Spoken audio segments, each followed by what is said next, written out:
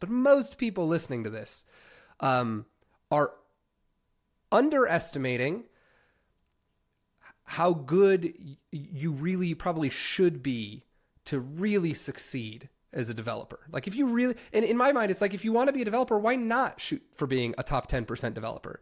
There's nothing stopping you. But then that also are way underestimating how much actual free time they have in their day to do stuff if you start cutting out a lot of the crap that we become addicted to. I'm addicted to my phone. I need to like start uninstalling a lot of apps. It's become a huge problem. But like, I think a lot of us underestimate. Welcome back to the Free Code Camp podcast, your source for raw, unedited interviews with developers. This week's musical intro with yours truly on the drums, guitar, bass, and keyboard. We're going all the way back to 1990, Ninja Gaiden 2 Overdrive.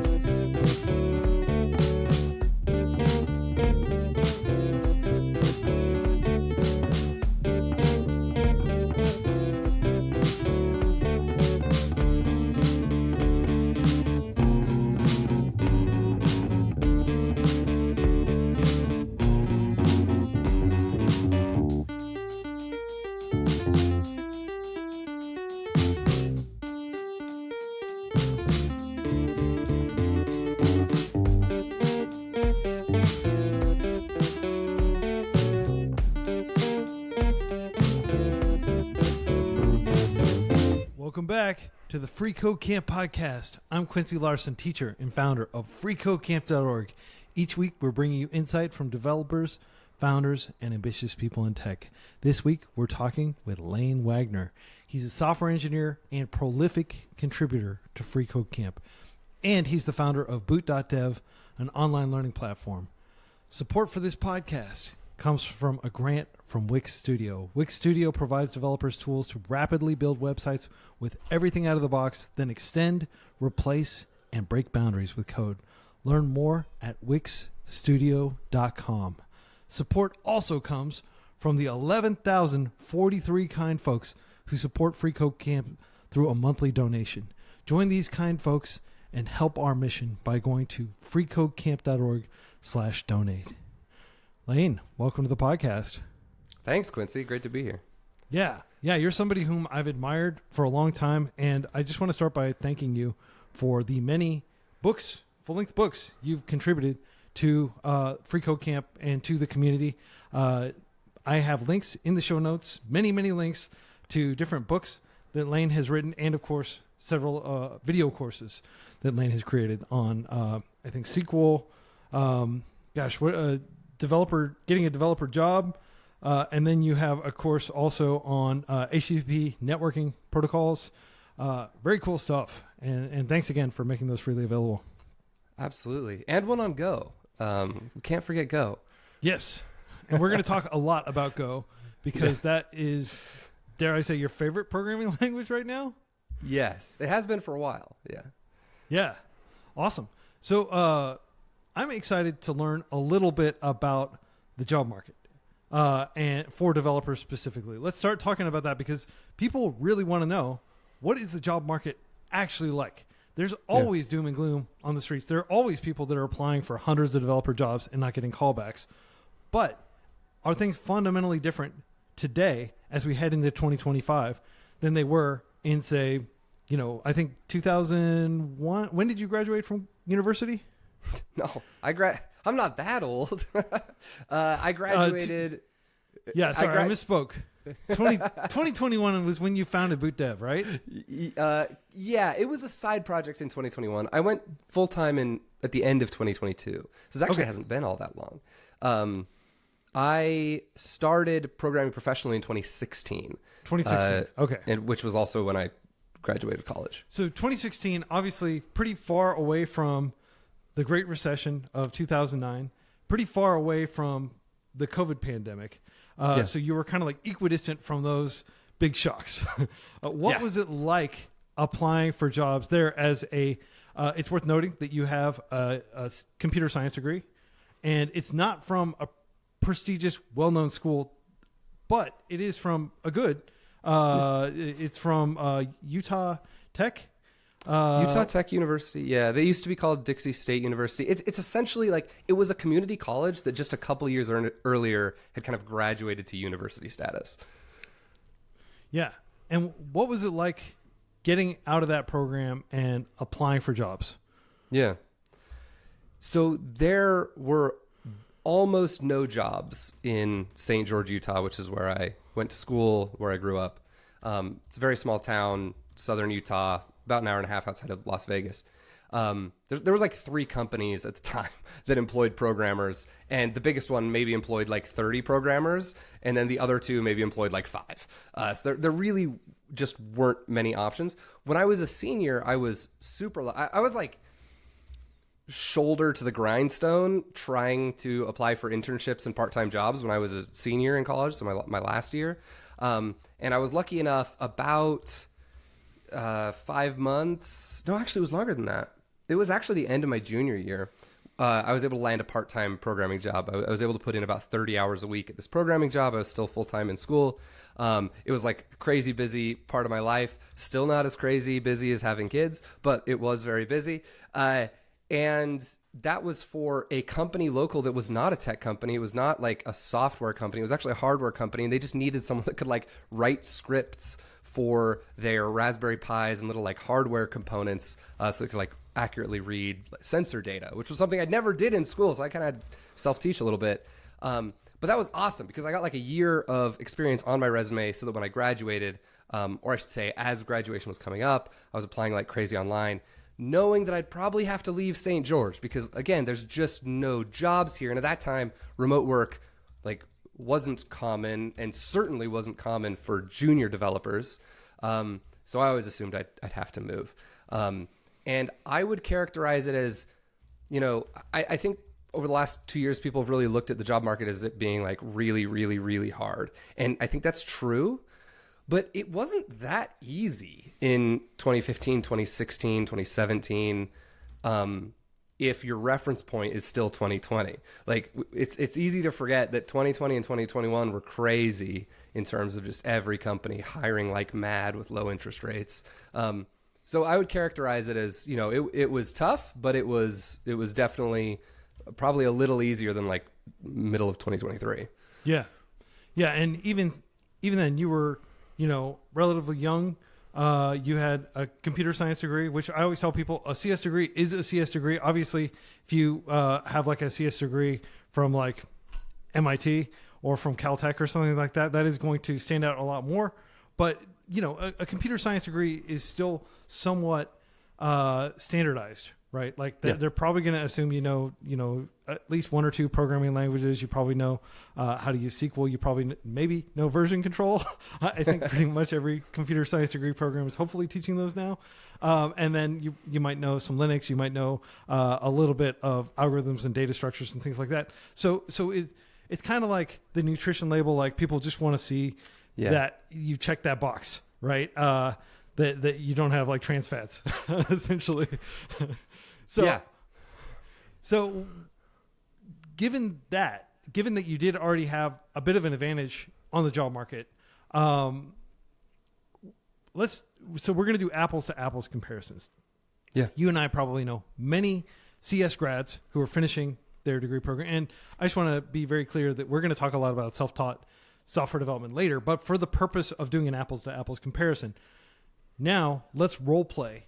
You're graduating in 2024, and maybe you're graduating in 2025, and you're starting to apply for jobs in the tail end of 2024. Maybe you have an internship under your belt. How is this going to be different from when you were looking back in like 2015 through 2017? It's definitely different. I do have one interesting anecdote is that I have 2 younger brothers that also got CS degrees. The one just younger than me graduated in 2020 ish, And he like grabbed a job immediately. My next younger brother actually has not quite graduated yet. He's on track to graduate next year. And he already secured a job here in town, which again, same place, St. George, Utah.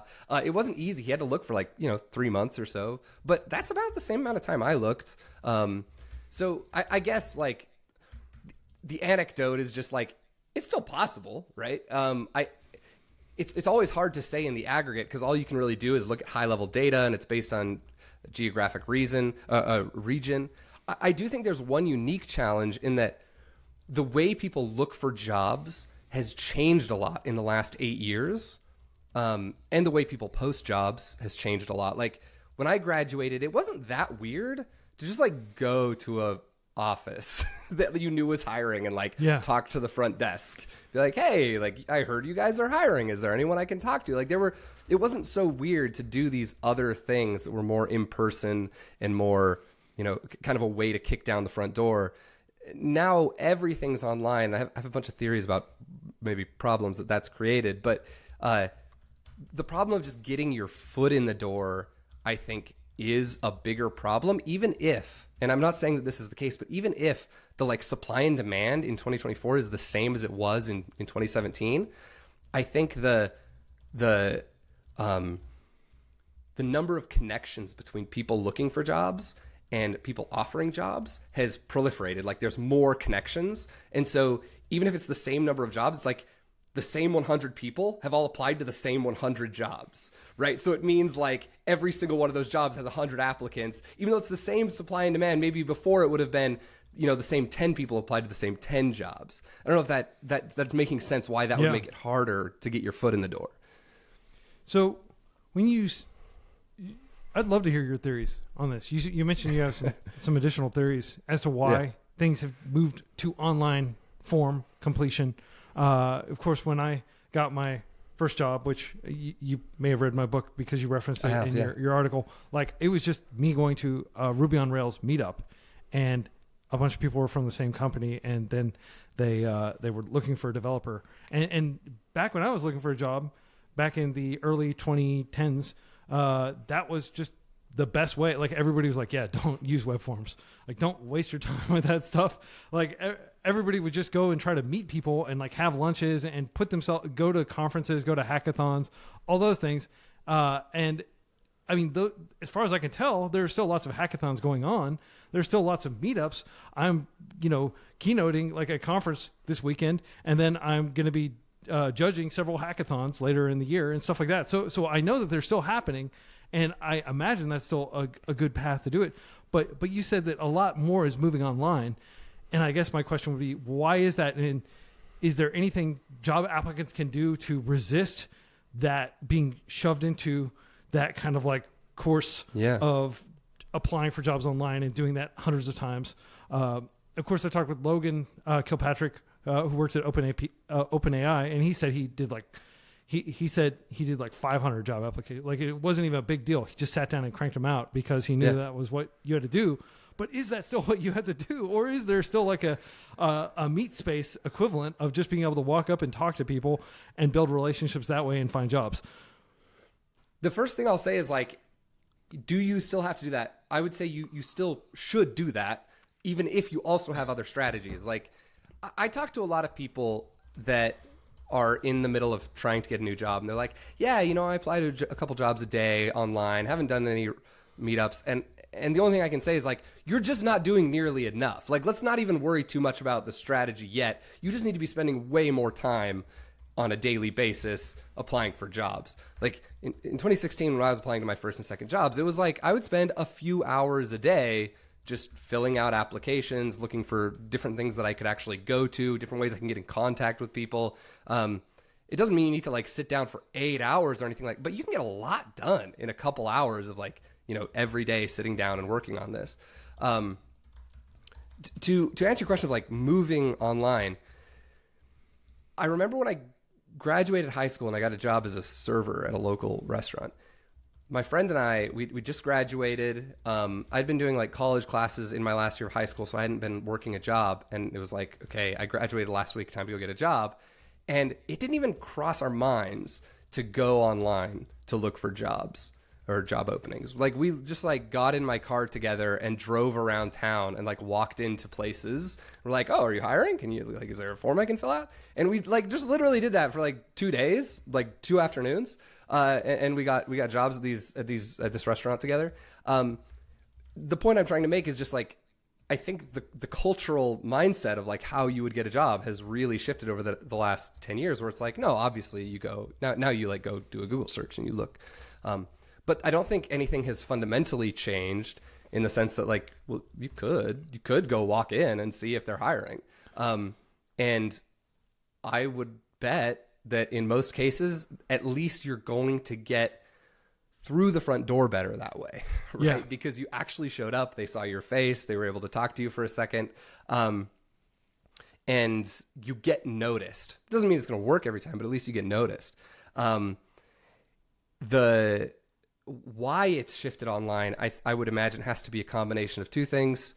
Younger generations are trained to do everything online because we've moved everything online. It's how the internet works. I mean, you'd argue it was our fault as developers, right? We moved everything online. And so if you're younger, you're just used to doing anything that has to do with like information. You're doing it online. Yeah. And then COVID. I mean, obviously, COVID pushed so much stuff online. Yeah, I mean, COVID was an accelerator of a lot of sociological trends. Of course, remote work, which I'm like a huge fan of. FreeCodeCamp has always been all remote. I don't know, are you all We're remote all too? remote, yeah. Yeah. And like, frankly, like, I don't see the hype around working in person. Like, I've worked in person. Like, I used to be a school director and like literally shared like an office with my staff and interacted with every single person who I managed every single day. Right. And now I have like meetings with some of my team members every few months, maybe just like a quick, video chat to see how things are going, and everything else I can just like follow, the Git repo and stuff like that and see what's going on. So that was one thing that was accelerated by COVID for sure. Companies are, of course, pulling people back into the office, which is sad. I just read a statistic that it used to be like 1 in 7 jobs were remote. And now it's like 1 in 11. So it is decreasing. And a lot of friends have had to like move because their company's like, all right, come into the office or you're fired, basically. And it's sad to see like managers not learning the lesson of like, if you need to like supervise people like and put them under a microscope, like frankly, you're not hiring the right people is what I would tell you. If you don't trust your people, then you're not hiring the right people. And that's a you problem. That's not a, process problem. But anyway, I digress. So to talk about the phenomenon of people applying online, I do want to bring up the fact that I know lots of people who are not, Zoomers, as they're called, the really young people, but are in their, 30s, 40s, 50s, 60s that are applying for jobs and are experiencing similar pushback and similar difficulty obtaining a job. And you can go, in the Wayback Machine, you can go anywhere and you can look at any article ever written about getting a job and you can see people complaining that it's just impossible to get a job right now. Maybe you couldn't find that in 2020, which was like, the best buyer's market or seller's market ever for people that had developer skills.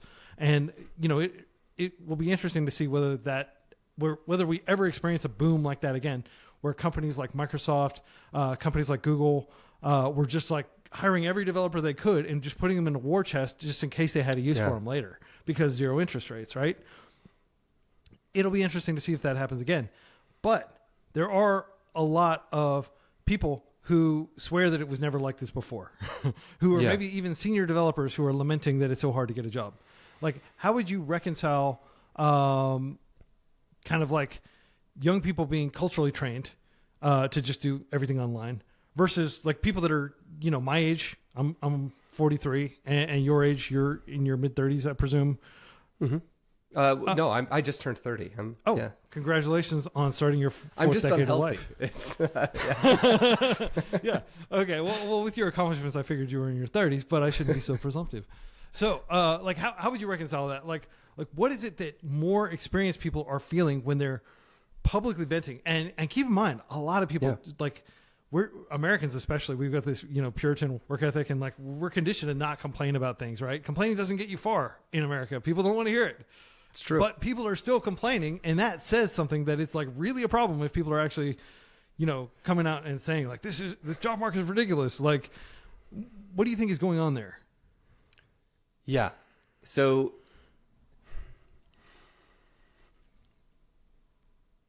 there is a problem, clearly, and I would argue like it's not as bad. So just to give everyone kind of a reference or like put you in my headspace of my perception of the world, and this is not me asserting this is how it is. This is my perception of what the job market seems to be based on all the students I talk to every day and the data that I look at on like layoffs.fyi and stuff. It's like, okay, we had a kind of boom in software like starting in like 2010 with like Ruby on Rails. You had like kind of this boom in like almost like indie hacker software as a service startups that really started to gain traction. They hired a bunch of developers. Again, Rails was really popular during this time. Node was starting to gain traction, Go a little bit later. And it just kind of ramped up over the 2010s. It wasn't like, gangbusters, everyone's getting hired, but there was a massive shortage in developers. So it was like the number of jobs were growing fairly quickly. We weren't producing new CS graduates or bootcamp graduates at a rate that could keep up with jobs. And so all the news over like all the 2010s was like, we just don't have enough programmers. Like we just need more programmers. We got to have more programmers. I'm sure this is the time when you founded FreeCodeCamp was like early in that cycle, right? 2020 hits. It's like peak that. It's like we just do not have enough programmers. Everything's gone online. Zoom has to hire like crazy, right? Google has to hire. Everyone's making money, hand over fist. Interest rates are at 0%. Like if you're a software company, you can just take out $5 million in debt with almost no interest rate, hire a bunch of programmers. Everything's looking good. 2022 happens and like two things happen. It's like all the stuff that went online is now going back to in person. And so these companies just aren't making as much money as they were, and interest rates spike. So like both things that made a company like really want to just like err on the side of hiring too many developers, now they don't want that risk. And so I would argue in 2022, 2023, we really hit kind of a low in terms of supply and demand. A lot of people got laid off. And now my perception is in 2024, we've been making a recovery. It's not comparable to 2020, 2021. We may never have like a disparity that great again, or maybe not in the next decade. But it's starting to get back to what I would consider normal. And what that means is in a normal market think about what the job of a programmer is. Like, I actually had some guilt when I started working as a programmer. It's like, holy cow, I'm making like 3 to 4 times as much as I was making as a server. I love my job. I sit in an air-conditioned room all day. I get to work on like fun brain teasers. Like I look outside, I see construction workers like having a terrible time, probably not making as much money as me. Like, what gives? And like, I know it's hard to be a programmer, but it's not like that hard. And especially considering at that time, like half of my coworkers didn't have CS degrees. They'd gone to boot camps. And so like something seemed a little strange. And I think that they're like in a more normal market, what you get is people taking advantage of that fact, right? Like you can learn to code, and that increases the supply. So I guess what I'm getting at is in today's market, you just have to be better. Like programmers that are in the top 10% of their cohort for whatever like pay band they're looking for, like junior developers, mid-level, if you're in like the top 10%, like you're getting jobs. Now I will say there's an important caveat that like you need to be top 10% technically, and you also need to be able to communicate that you're in the top 10% technically, because I've met a lot of people that have technical chops but do a terrible job presenting themselves, and so it doesn't work. There's a really good saying, I wish I could remember who I'm quoting, where it's like, if you're an 8 out of 10 technical skills but a 2 out of 10 communication skills, you're going to communicate that you're a 2 out of 10 in your technical skills, which is like is super true.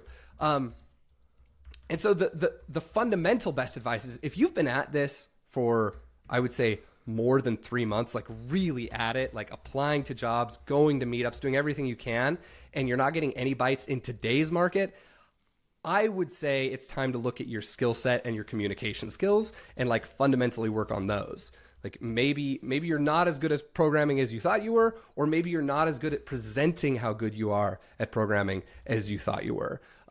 Because after 3 months of really grinding, I think in today's market, it's definitely doable. Yeah. And communication skills are something that I'll trumpet. Like I tell everybody, like focus on making sure your English is really good if you're applying for jobs at like a multinational corporation, or if you're applying for jobs in the US. A lot of people think their English is good enough, and it's not necessarily. People will be very polite, but if you have like a very heavy accent that is difficult for North Americans to understand, and you're applying for jobs in North America, like they won't say that's why they're rejecting you, but that could be a cause. Paul Graham, the founder of Y Combinator, I went to a talk, like he was giving a talk at TechCrunch Disrupt.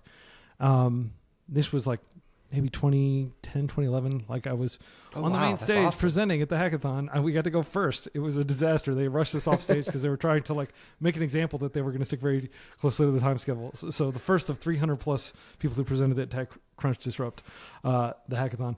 But Paul Graham was giving the talk there, and he said very clearly, he said like, most people who think that they have like decent programmer chops probably do have decent programmer chops, but what's probably holding them back is their command of English. I know even native English speakers who grew up in Oklahoma City, where I grew up, whose English, frankly, like they don't know how to use English grammar very well. They just get by with communicating in, like, I don't know, elementary school English. Yeah. And it does make a difference. Like if you can string together coherent thoughts and you can express yourself well, and you can do it without using a lot of stop words and things like that, like ums and uhs, which I still struggle with, then people will be much more likely to project upon you intelligence.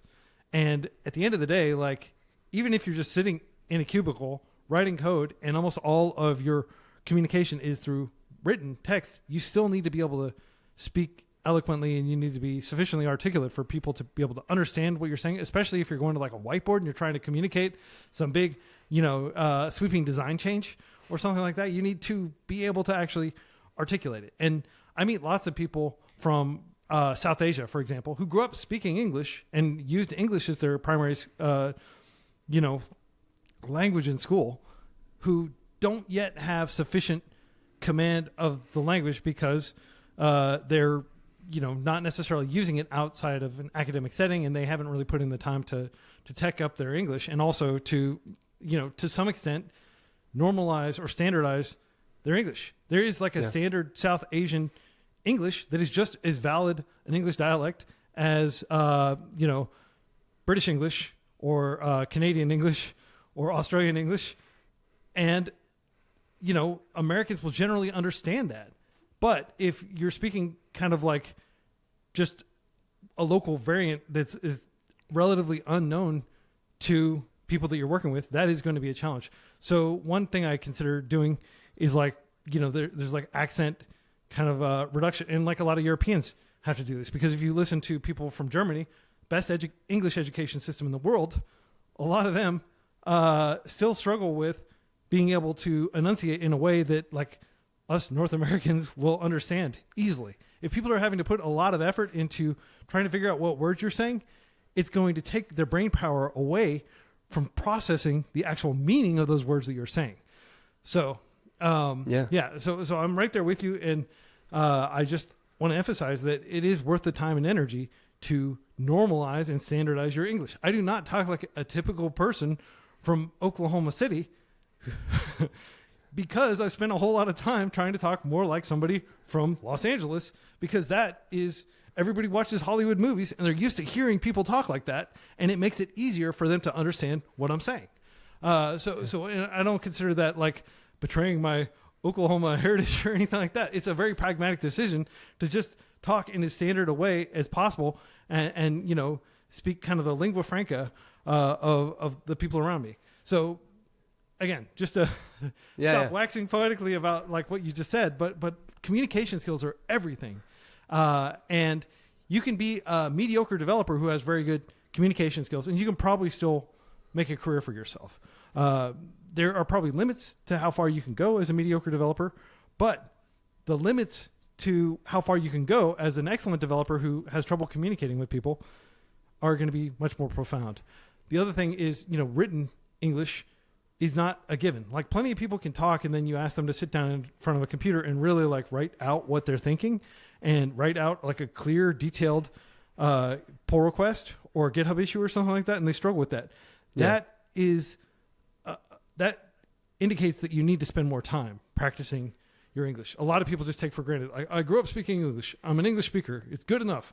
Let's move on to other things. But really, it is worth spending a lot of time revisiting that and improving that. So, especially if you're looking at remote or mostly remote jobs, that written part gets way more important.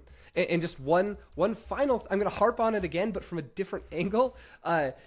Communication skills don't just make it easier to get the job and communicate that you are a good developer. They actually make you a much better developer, especially in 2024. Think back to like the 2000s or maybe even like the 90s. It was like, if you wanted to be a great developer and you were like struggling with a technical problem, your only recourse was like maybe a programmer that you actually knew, IRC chat channel, or a physical book to like figure out what's going on. In 2024, your resources to figure out a technical problem are vast and endless. You've got ChatGPT, you've got Google, right? Like, you can figure out the technical problems a lot easier today than hard technical problems. Oh, you don't know how to implement a binary search tree? Great. You can go copy paste one from online in whatever language you want, right? I'm not saying it's not valuable to learn those things. We'll have to maybe talk about that later, but it's easier to solve those problems. What is not any easier to solve is how to communicate to the rest of your team what your code is supposed to do, right? So like, you can be really good at hacking on your own solo project and solving problems, and you don't even realize that the code that you're writing is incredibly hard to read and understand, hard for other people to maintain and extend. Good communication skills aren't just good written English skills. They're also good code writing skills. You're better able to format the code in a way that a team will appreciate how you structure your code. They'll be able to work with it better. And it shows in interviews, and it shows in how your code looks on GitHub when you're looking for a job. Yeah. Yeah, and I always liken programming to essentially trying to communicate with a computer. You're just being incredibly literal because computers don't have the inductive skills of a human being. They can't kind of like infer what you're trying to tell them. Obviously, programming languages get more and more declarative as time passes, and we don't have to be quite as precise. And in the future, we'll just talk to a computer and it will be able to interpret what we're trying to say. Just like if you use like the latest versions of LLMs, they're getting better and better at trying to understand your poorly stated prompt and like figure out what it is they think you want, right? And I do think that'll improve. But what you said about just having that clarity and being able to think in a structured way, let's transition to that, because communication skills are just how you're articulating the thoughts that are already in your head. In terms of actually thinking like a programmer, I suspect you've spent a great deal of time thinking about thinking and thinking, critical thinking, reasoning, things like that. Maybe you can talk a little bit about the challenges that people face when they're trying to think in a structured way, to why it's so hard to learn formal topics like math and programming. I'm going to like misquote someone again. I don't... the idea of what I'm trying to quote is something like clear thinking leads to clear writing, which leads to clearer thinking. So like you get in this virtuous cycle of like, if you're thinking clearly, you can write clearly, and then you can that clear writing will actually help you think clearly again. It's almost the same concept as like, if you can teach a concept to someone, you learn something in the process of teaching. It helps you refine your thought process around things. Maybe there was like, some words that in your head you were using to describe something, but they weren't quite actually, like you weren't quite using them in the precise way. And now that you're teaching it to someone, you have to like look up the actual precise definitions. Now you're able to explain your thoughts more clearly. So what I would say is like, you just want to get into that virtuous cycle, and you want to be mindful of it as you're doing it, right? So as you're thinking about a program, it's not just about how do I get past this error? How do I get past this error? Like, what can I insert into this code to get past this error, right? How can I get the behavior that I need? Like, I've seen a lot of code where people will like add superfluous lines of code, and then like in, you know, maybe 3 lines down, they do something that just undoes the operation like 4 lines before. So now you've got like code on line 3 does something, code on line 6 undoes that exact same thing. And they only got themselves into that state because they were trying stuff to get it to work. And now that it's done, there's actually like, you know, you're essentially adding 3 to A on line 3 and removing 3 from A on line 6. And you've got this convoluted mess. And it's not because you're a bad programmer. It's because you weren't being mindful about what everything's doing. You're just trying to get it to work. And that's okay, especially when you're just starting out. But if you really want to improve, it's like you need to be thinking about what everything does. You really want to be refining your understanding of fundamentally what's happening, especially if this is something I don't encourage, but a lot of people do it anyways. And people do have success. So I don't want to like outright say it's a bad idea. It's just not my preferred way of learning, but people will jump into a framework really early and, you know, use lots of APIs and not fundamentally understand underneath the hood, like what those, like, for example, React APIs are actually doing. Why, you know, hooks work the way that they work. And the more that you can continue to iterate on that understanding, the clearer you will think and your code will be better for it. Yeah. But it's just reps. It's just reps. Like I have no advice other than like put in the reps and keep consuming content that talks about it, right? There's a lot of great podcasts out there that talk about this kind of stuff, how to organize code, how to structure code. But at the end of the day, it is really just a lot of reps. Yeah. And to what extent would you attribute just the power of reps and practice in the human mind's ability to assimilate skills? Because you would think, like, if you just had like some program, let's imagine you have like some cyborg mind, like you've got Data from Star Trek, and you can just basically just give them this giant logic table. You can say if this then that, and you can teach them how to play like perfect poker, right? There's like, I can't remember the term for it, but basically you can play poker perfectly with like all the statistics and everything like incorporated into all your decision making and stuff like that. So if you were to give a powerful cyborg like Data, is he a cyborg? He's not cybernetic because he's not an organ. He's just an android. Okay. So Data, Yeah, by the way, Star Trek The Next Generation, best show ever. If you haven't watched it, it does hold up. It's got kind of some of that 80s hokiness, but it's so fun. Anyway, when I refer to Data, I refer to if you've ever watched Star Trek, it's the guy with the gray skin with the slick back hair who always wears the yellow jumper. But I mean, in theory, you could just give him a flowchart. Essentially, or like, I mean, that's basically what a program is. It's just like the control flow, right, of what to do, and then he could sit down and he could play perfect poker. But that humans don't work like that. Humans have to kind of gradually like etch in all the different wrinkles in our brain. I don't think that's literally how it works, but we have to gradually through our associative network like figure out what works, what doesn't, and develop heuristics and other tools essentially to kind of like subconsciously get things done so that like a lot of decision making can be pushed down to the subconscious and instinctual so that we can still have bandwidth to process like the more fine considerations of the situation, right? And keep in mind, I am not like a brain scientist. I'm speaking in extremely lay people terms. If you happen to be a brain scientist and you want to come on and talk about like how practice works, let me know. But like, to what would you attribute practice and that human, like the reps? Everybody talks about the reps. You talk about the reps. The Primogen, who is our mutual friend, you've interviewed him. I've interviewed him. I enjoy watching his channel. There are a lot of developers out there. I mean, if you go and you talk to the old guard, of programming, right? Like all the people that wrote books in the 90s and stuff, or even going back farther, people just espouse the role of practice. Why do you think practice is so important?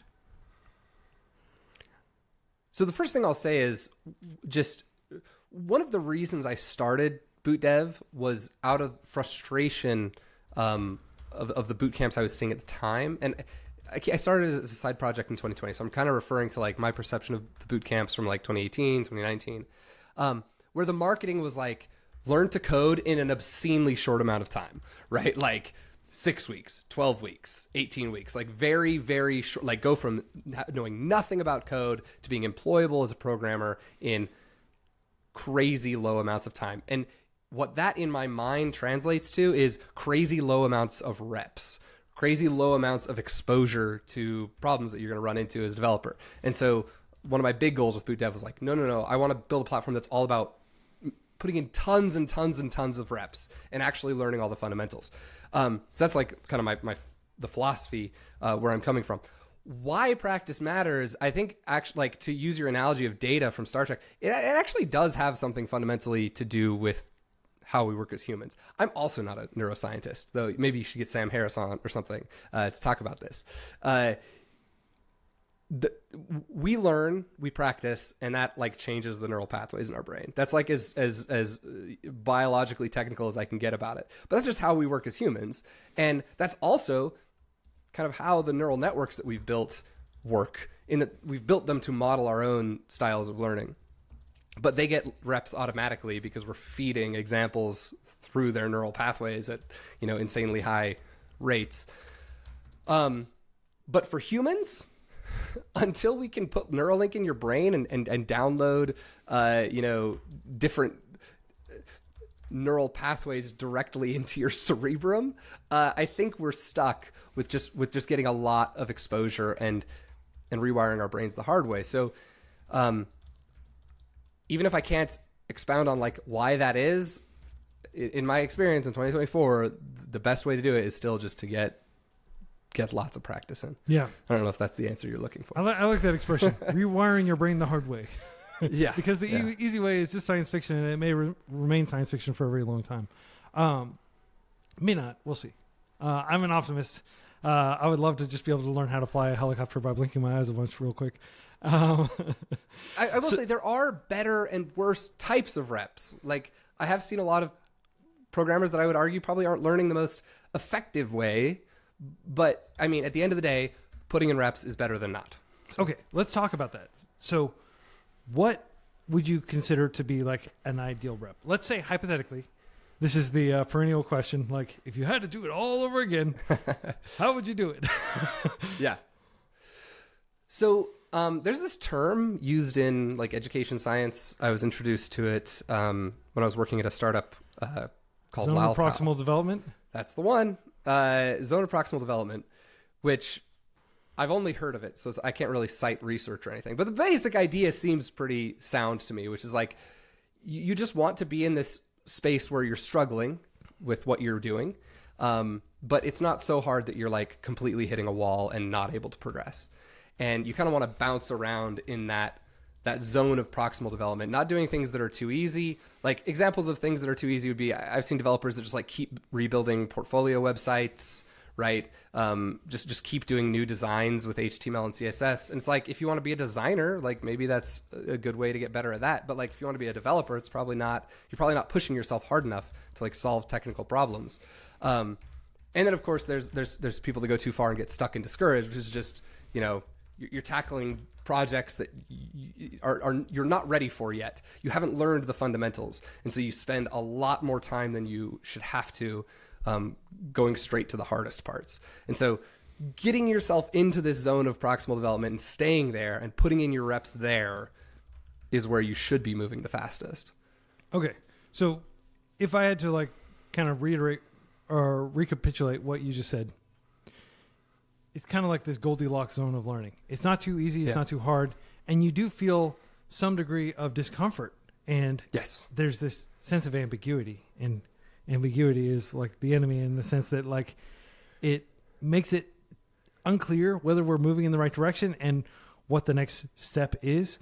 And I always tell people like, just use a curriculum developed by educators who know what they're talking about. Just use a good textbook, use a fixed curriculum like the freeCodeCamp curriculum or the Boot.dev curriculum, and trust in that it's going to kind of like, it's designed from an instructional design perspective to keep you in that kind of zone of proximal development. And also a lot of people are like, but what about spaced repetition? Like We incorporate spaced repetition. We are educators. We know about all these things that work, and they are very well encoded in the flow of freeCodeCamp. And if you just Google around and you're like, does freeCodeCamp even work? Like, I feel like I'm not learning anything. That is normal. It is totally normal to feel like you've plateaued and to feel like you're not moving as fast as you used to move.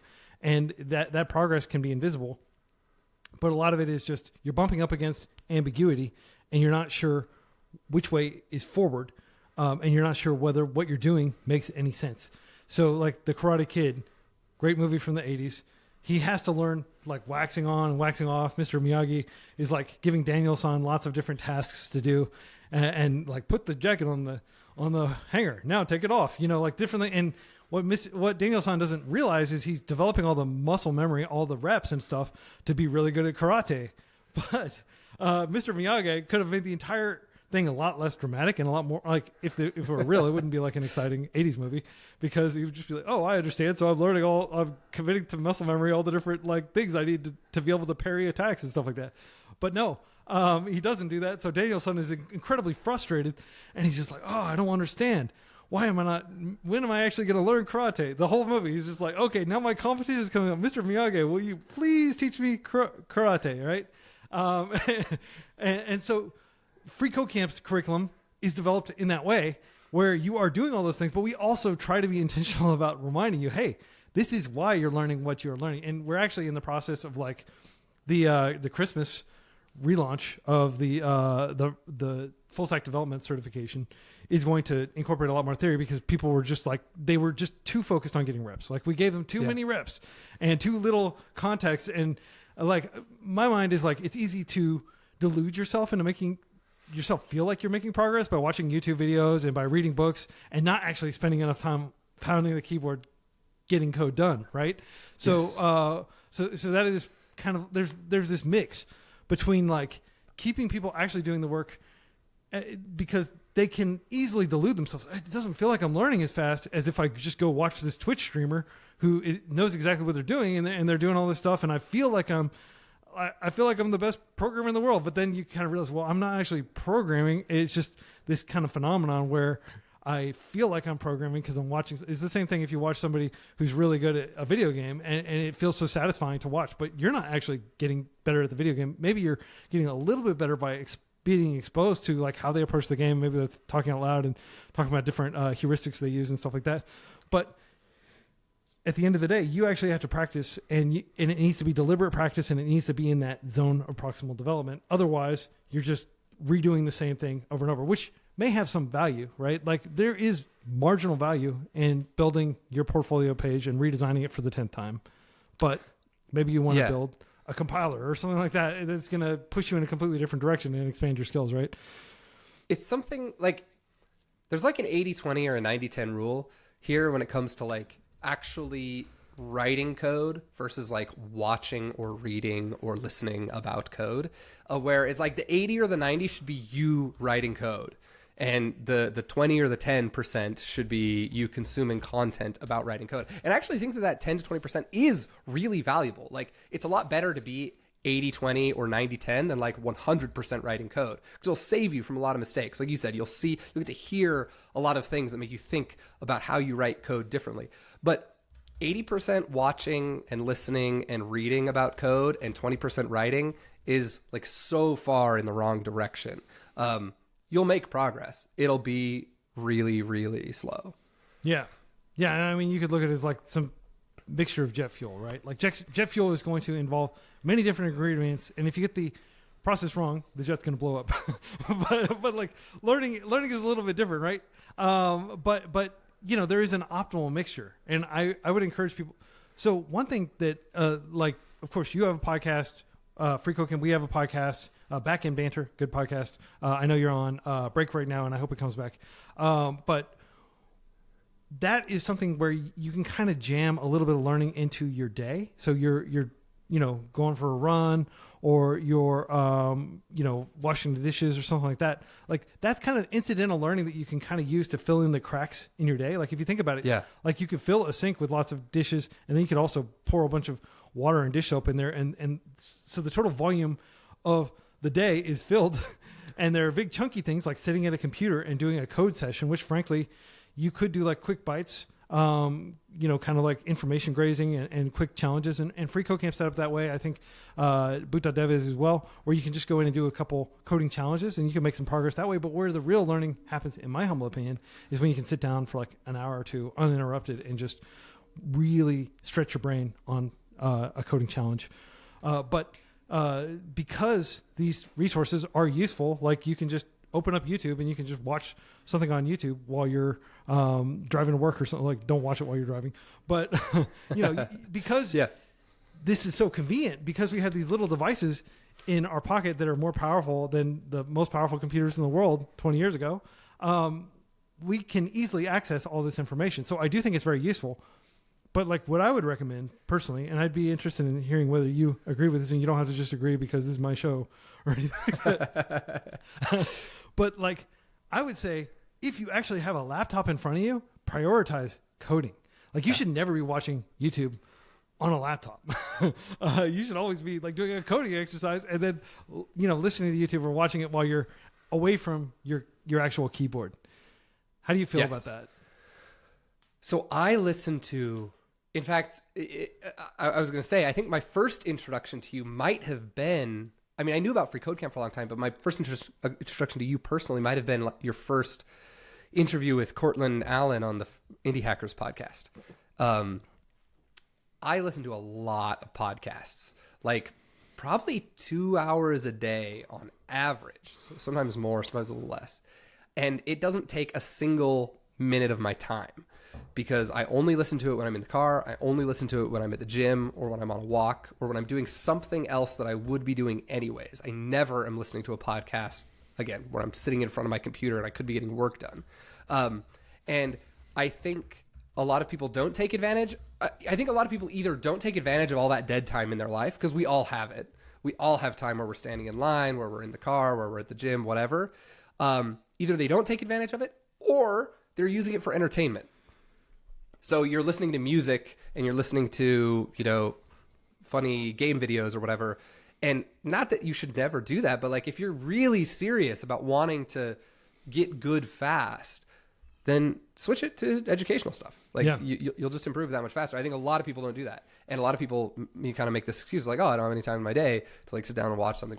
So yeah, that to me is like an easy win. And I've been doing that for like 8 years. If for the first 4 years of my career, it was all coding stuff. In the last 4 years, it's been more like business and entrepreneurship stuff. But I'm always doing it. So that was thing number one. Thing number two about the coding is, I just agree. It's like if you're in front of a computer, you should be doing something that's a lot more high intent than passively consuming. And I say this in the start of all my free CodeCamp videos. It's like, if you're gonna watch this thing, like you actually should have code up in the other window, and you should be like actively pausing and starting and typing, and you're wasting time if you're just kind of kicked back with a bag of popcorn, like watching me code. Yeah, 100%. I love what you said there. I listen to 2 hours of podcasts a day, and it doesn't take a minute of my time. That is, man, way to be. Like, so I encourage everybody. Like, I also listen to a ton of podcasts. I'm always very vocal about the fact that, like, I think it's practically a free lunch. Like practically everybody in 2025 is going to have access to some sort of smartphone or even like a Raspberry Pi or something that can at least play these, 100 megabyte, audio files, right? Like that's the thing about audio that is so beautiful is you can just syndicate it through RSS and people can listen to it wherever they want, and they can listen to under whatever circumstances.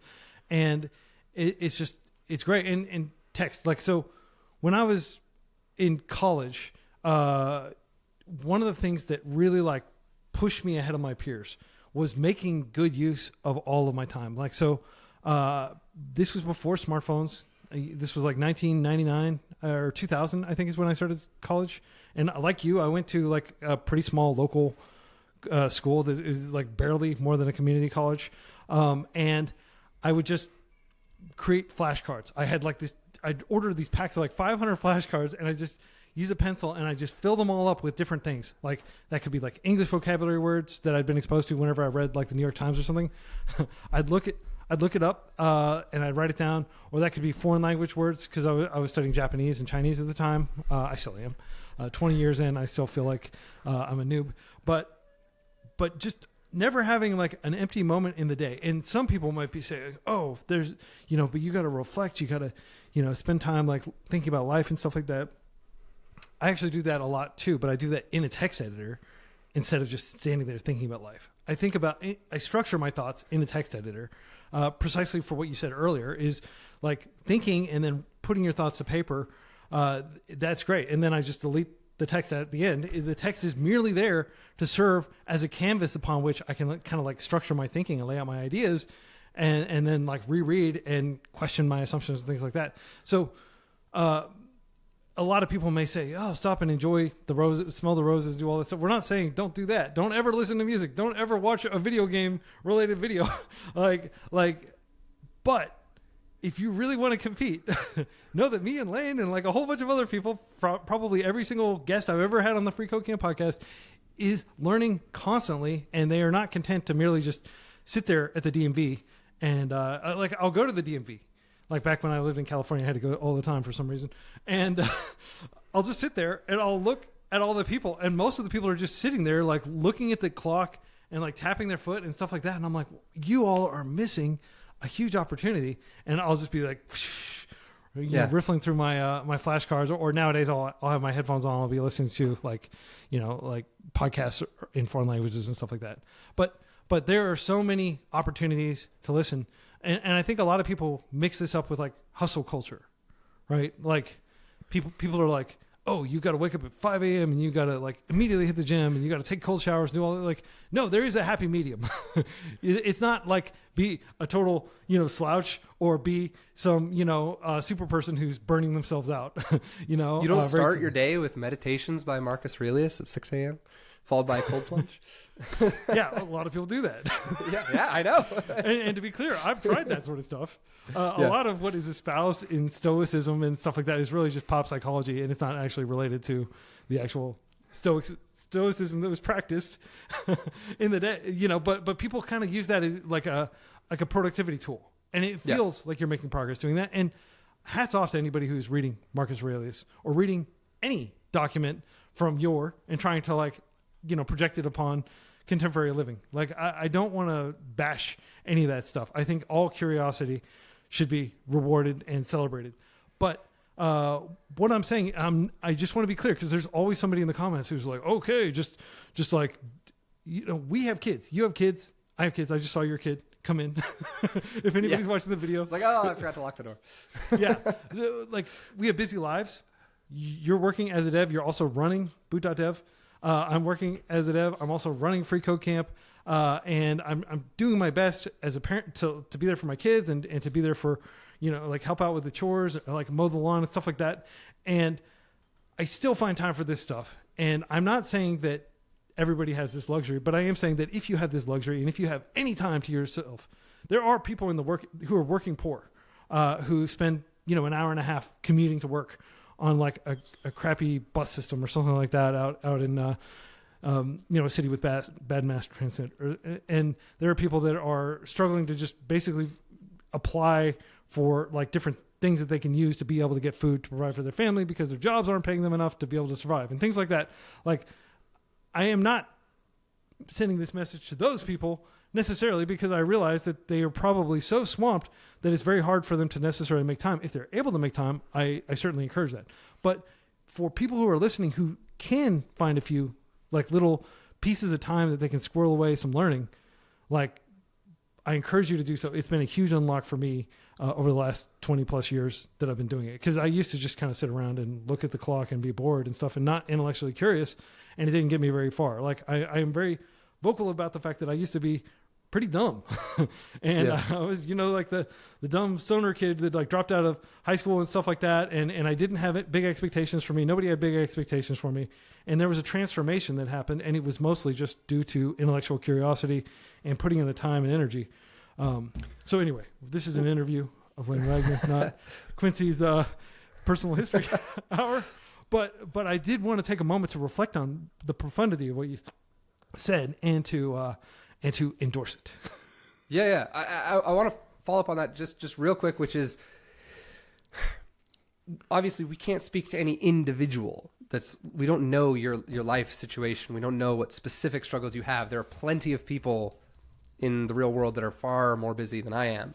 But I would also argue there are many, many people that are not more busy than I am. And so I want to just push and be a little bit more aggressive because, like, by the numbers, the amount of time that people spend on social media, just like scrolling feeds, is astronomical. It's like, it's really sad. I wish I had the numbers in front of me, but it's more than 3 hours a day. It's like 4 or 5, and it's gone way up in the last 5 years. So I do think that most people, again, not everyone, not you necessarily listening to this, but most people listening to this are underestimating how good you really probably should be to really succeed as a developer. Like, if you really, and in my mind, it's like, if you want to be a developer, why not shoot for being a top 10% developer? There's nothing stopping you. There's plenty of top 10%, top 1% developers that don't have academic credentials. So I'd argue you should be shooting higher, but then that also are way underestimating how much actual free time they have in their day to do stuff if you start cutting out a lot of the crap that we become addicted to. I'm addicted to my phone. I need to start uninstalling a lot of apps. It's become a huge problem. But I think a lot of us underestimate truly how much time we have to do stuff that, you just haven't built the habit of it yet. Yeah. And it's hard work. It's very hard for me. Like, every night I'll be totally tired. I've worked all day and I need to spend, an hour playing bass and guitar. And I just have to sit there and go through, my drum rudiments and all. I know you're a drummer as well. And you have to put in the time if you want to make incremental progress. And then I have to do my languages. And that's another hour of me sitting there doing that. And what has happened? Well, I spend basically zero time on social media. I think people have sent me Twitter DMs. I just opened up Twitter for the first time in a week, and I had tons of DMs that I have to respond to. And I just basically treat it as an inbox and try to get inbox zero and then get out of there. And maybe I'll tweet some musical composition or something like that. But for me, I spend basically effectively zero time scrolling through what other people are doing. And I feel bad about it because I'm putting stuff out and then I'm not looking at what other people are doing. But I need to be defensive of my time. There's plenty of other people looking. I swear. It's fine. They've got you covered. Yeah. Yeah. And so what, we have so much to talk about, but I do want you're somebody who gets a lot of things done, right? I was just reading your state of learning to code and reading about all the work you're doing, to analyze, and, freeCodeCamp does all this stuff. But just laying it all out in a single article just shows just the great amount of thought and attention and effort that goes into what you've endeavored to do through Boot.dev. So I am very interested in kind of understanding your productivity as, a working dad and, how you go about your day. Yeah. I want to glean as many productivity tips as we can from Lane. So when I started Boot.dev, it was a side project, and my life was basically, I worked 40 hours a week. My wife worked 40 hours a week. She was an X-ray tech at a hospital. And this is I guess just one more thing I'll say about that. I believe if you're single with essentially no other responsibilities, I shouldn't say single, if you have no real other responsibilities besides work, which was where I was at in my life, 40 hours a week isn't that much. Holy cow, I had so much extra time in my day. I'd go to work at 8, I'd leave at 5. There's a lot of, if you only sleep for 8 hours a day, there's another 8 hours in the day. So I was spending 2 or 3 of those hours building what has now become Boot.dev. That's still not, I still have 5 hours of free time every day. I was playing Dota 2. I'm a big gamer. I was getting several hours of Dota 2 in. I was spending time with my wife. We'd go out, to eat a couple times a week. We'd watch movies together. So I know that I was probably working 60 hours a week, but it didn't feel, it really to me didn't feel overworked. I didn't feel burnout, nothing like that. So that was the first year. And then had my daughter in 2021. And then that really, kids are a lot of work. That really changed everything for me. And so now there's a lot less gaming. I get a couple hours in every week. but most of my time now is working on Boot.dev or spending time with the kids, helping with the kids, doing chores, stuff like that. Yeah. I am lucky enough that my wife was able to quit after we had our first kid.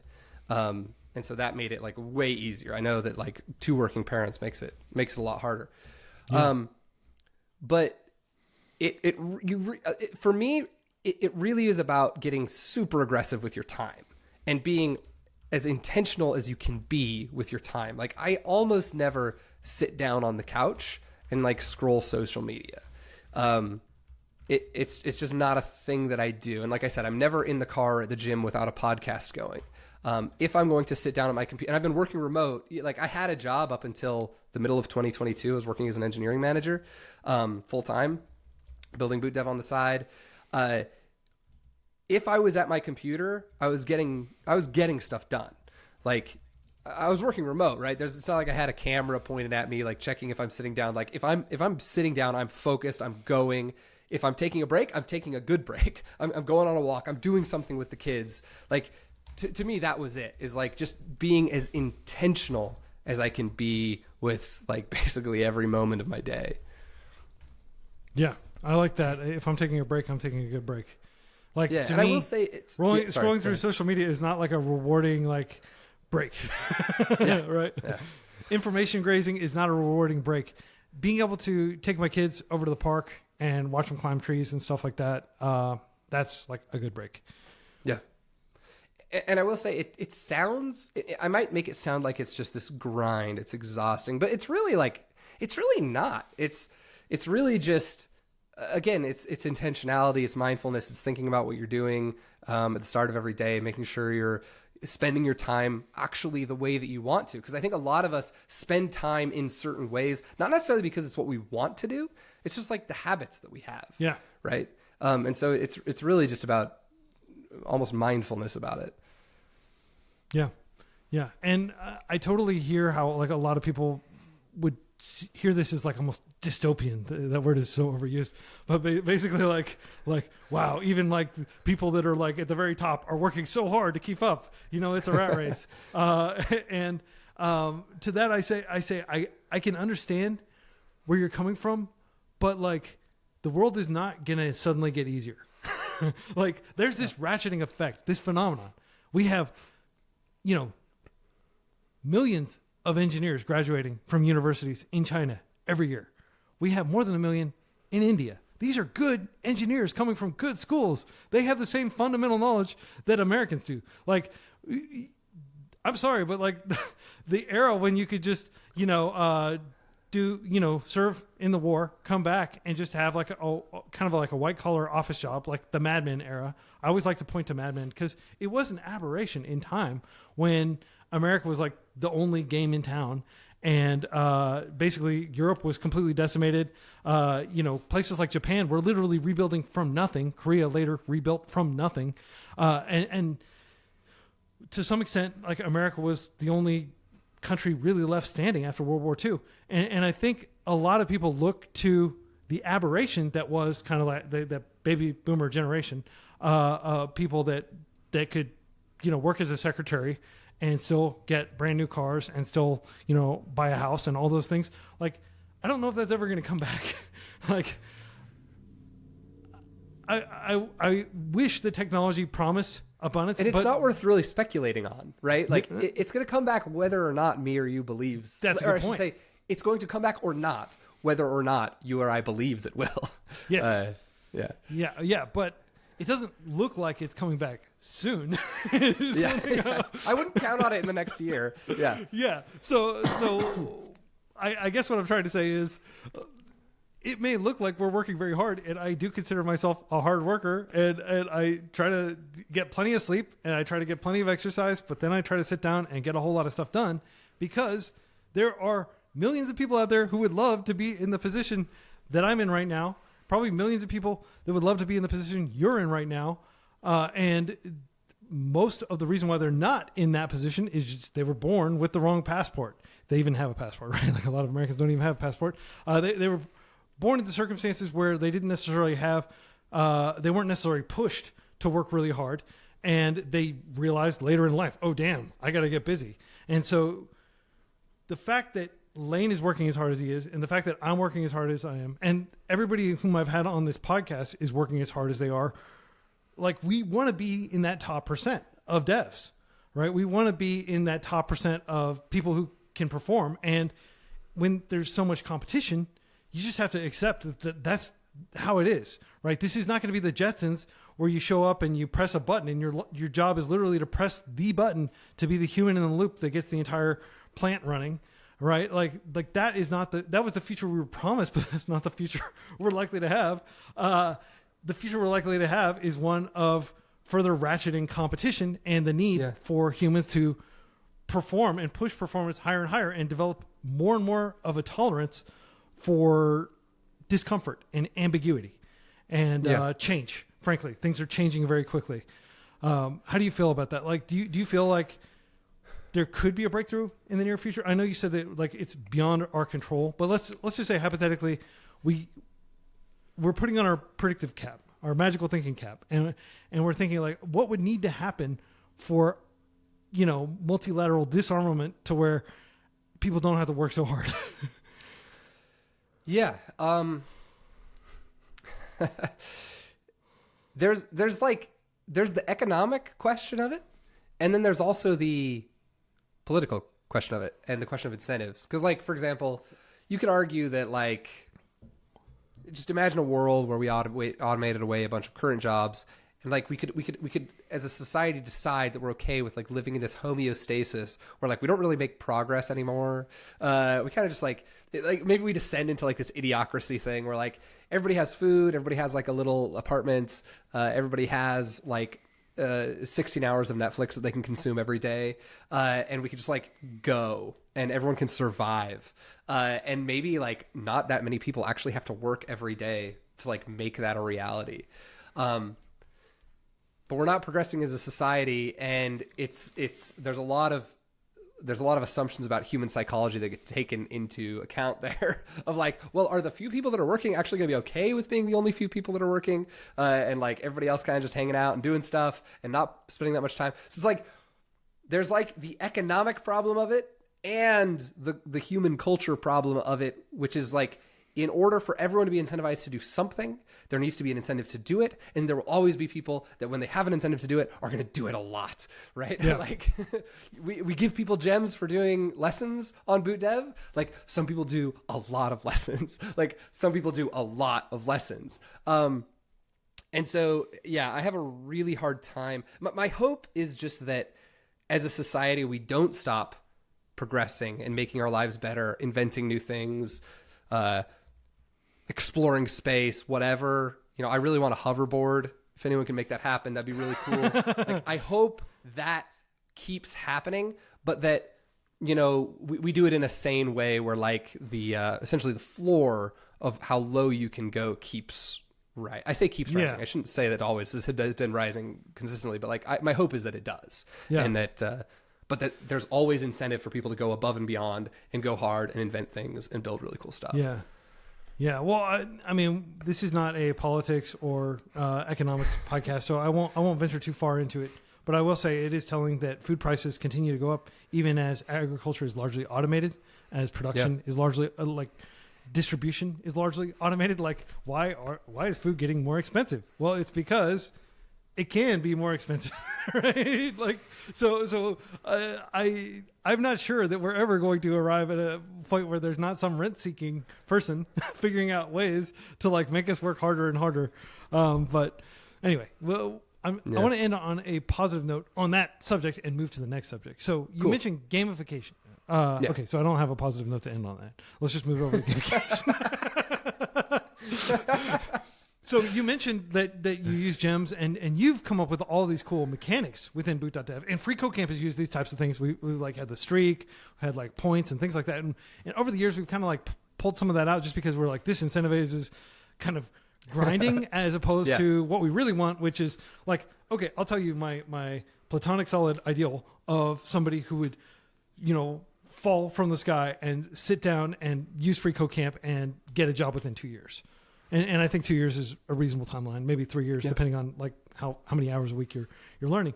But they would work for like an hour a day. And then they would, like, no matter how hard they were working, they'd stop, they go do other stuff, and then they just come back. And my thinking, at least with like language learning and learning instruments and stuff like that, is there are diminishing returns to effort, and the brain needs time to soak in and absorb things and get a good night's sleep. And then you come back, and then almost miraculously you're like marginally better, and then you compound that across 2 years of doing something, and you become really good at it. Like getting 10,000 hours, that the whole thing is like a myth. There's no scientific foundation that like doing something for 10,000 hours will make you an expert at it, but it's a popular notion. But I do believe there's a grain of truth in that. Is you're just doing a whole lot of it. You're getting a whole lot of reps. But at the same time, your reps might be doing 10 hours on a weekend and then not doing it all for the rest of the week, or burning out and stopping because you did so much of it, eventually coming back. And so it could be this herky-jerky kind of start-stop thing. So what have you all observed over at Boot.dev as you tweak this gamification system to encourage people to do the right amount of learning and to learn in the right way, and not just chase having a high score or getting on a leaderboard? Like how have you struck those balances? Struck those balances. I'm not sure what the past participle is. So it's certainly not perfect. We've made a lot of changes over the years based on feedback and exactly like you said, behaviors that we've observed. Let me give you a couple like failure stories, and I'll give you some success stories of some of the mechanics. So very like early on in Boot.dev, there were kind of three mechanics or three types of achievements. One was milestone, like you just get bigger badges as you completed more lessons. That one still exists. Very straightforward, right? Just like as you get farther in the curriculum, you get more badges. That seems to work really well. The big failure was we had a speed achievement, which was like get a certain number of lessons done in a certain time frame. And those were an absolute disaster. People were writing really sloppy code. They were like, they were incentivized to rush and not soak in like why their code worked. We want them to review. We want them to look at the instructor's solution. We want them to chat with Boots so, like after they've done the lesson. So and Boots is your LLM feedback. Tool.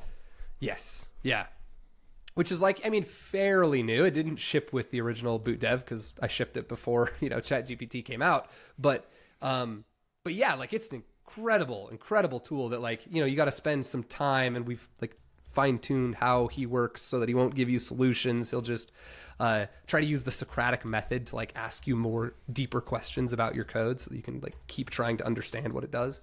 But anyway, so speed achievement, huge disaster. That was really bad. Let me give you an example of one that was bad, and we've been iterating on it, and now it's in a pretty good place. So we have this concept called potions.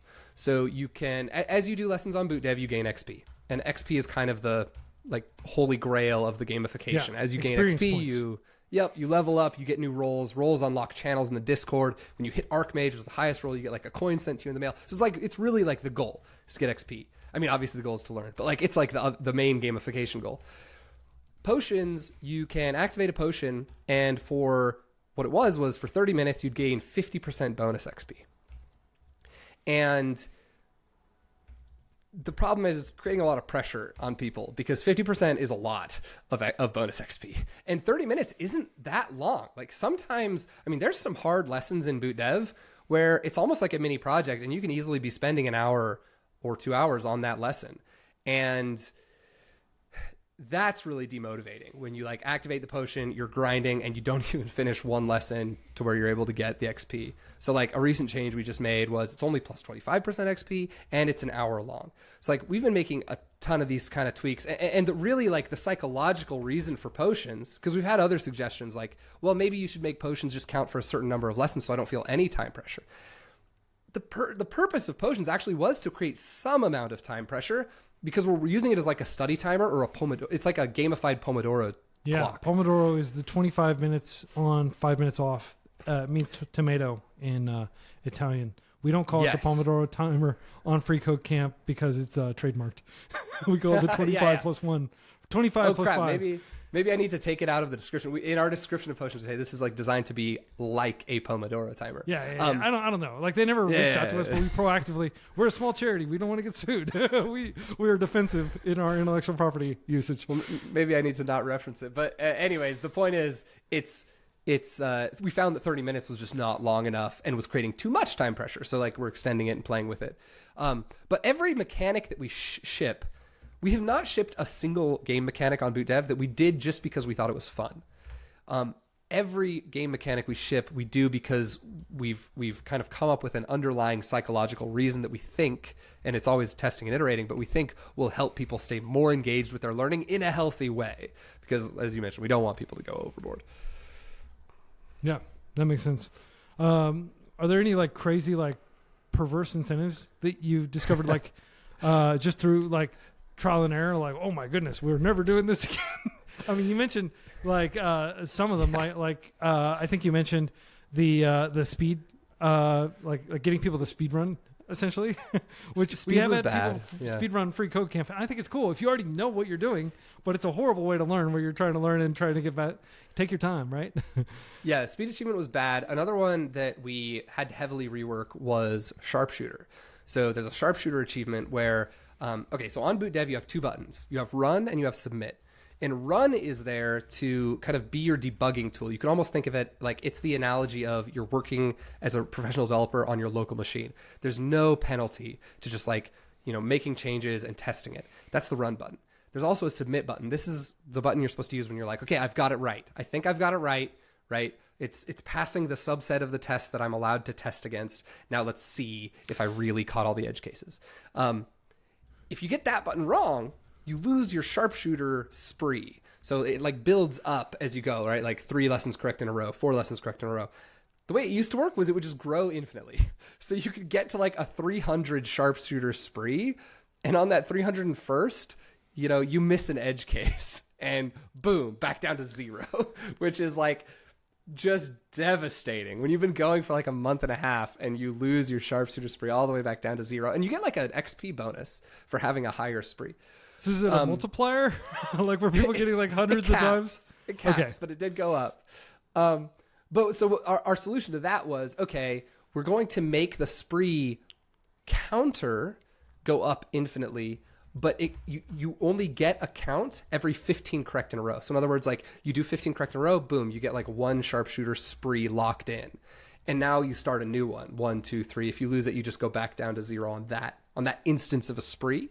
So you're still incentivized to like try, because like what we're trying to do with this whole run, submit, and sharpshooter thing is to like make you more cognizant about what you're like shipping to users, right? Like at some point as a developer, it's not just local testing anymore. You have to deploy, and you have to be mindful of how your code works and what the edge cases are. And that's like what we're trying to instill in students.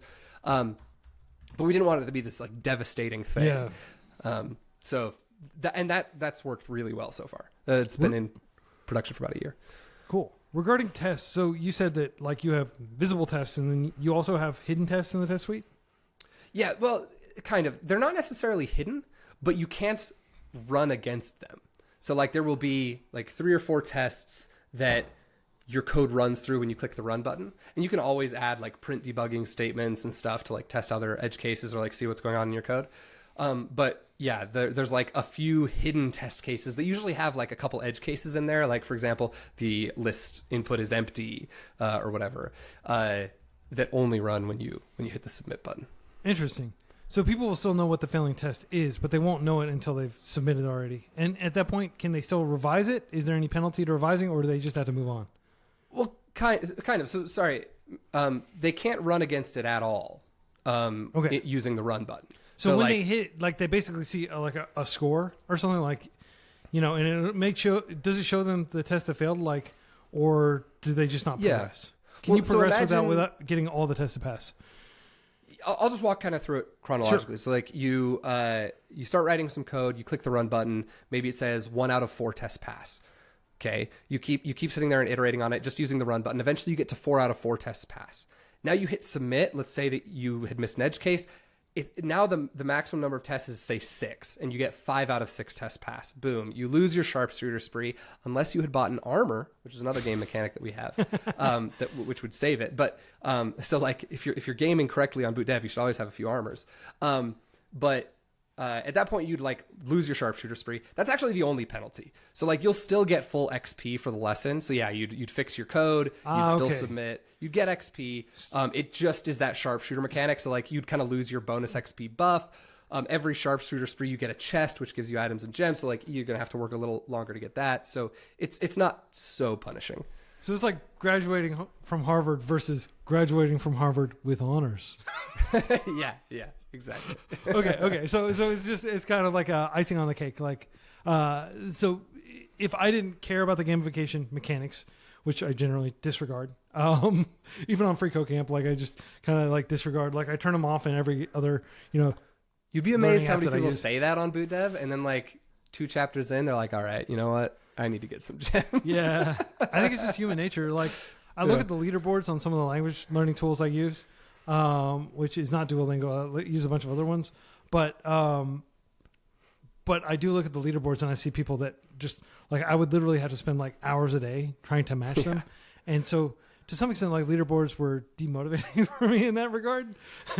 How do you balance like how do you identify gamification mechanisms that could actually be demotivating? Like you talked about the fear of losing the sharpshooter bonus. The good thing is that people let us know. So we have like a crazy active Discord server for our size. So many of our students join the Discord server, and we have like feedback channels in there, and we monitor them, and we get many messages a day. And that's honestly as simple as it is. We just listen to our students every single day, and we get a lot of ideas, and we write them down, and we tweak things. I think so. That's another like point of weakness, I would say. Currently, our leaderboard system is not where I'd like it to be. It's useful to a very small number of students who are hyper competitive. We have a big change coming that I think will really make it. There will still be people that just aren't interested in the competitive side, and so that's totally fine. Like we're going to keep the leaderboard out of your face, but I think we can make it useful to basically anyone who's interested in any type of competition and make it feel a lot better. So that's like a change that we have planned. Oh man, I was going to say something about the. Well, if you think of it later, sharpshooter, you can mention it. One of the things I want to talk about is community management. You said you've got this very active Discord server. A lot of people, whether they're like streaming, live coding, or whether they're just trying to build up an audience for their programming articles, like a lot of people who listen to this may also have a podcast of their own, right? And they are trying to figure out a place to get the people that care about whatever it is they're doing to congregate. And you all have chosen Discord. FreeCodeCamp has a Discord as well. You said it's crazy active based on the number of people in there. It's just like the average person is like super duper engaged. It sounds like. What have you learned about the community management aspect of it being the founder of a community? Yeah. So we've heavily integrated Boot.dev with Discord. Like I would be devastated if like the API got taken away or something. Like we have so many custom integrations built between the two platforms. Like I said, as you level up, you gain access to more and more channels in the Discord, which is kind of cool because you get to have essentially like higher levels of discourse almost, right? Like now you're only chatting with people that have reached level 70 on the platform, which means they've put in a lot of time and a lot of work. They understand this base amount of technical stuff, and they want to talk about it.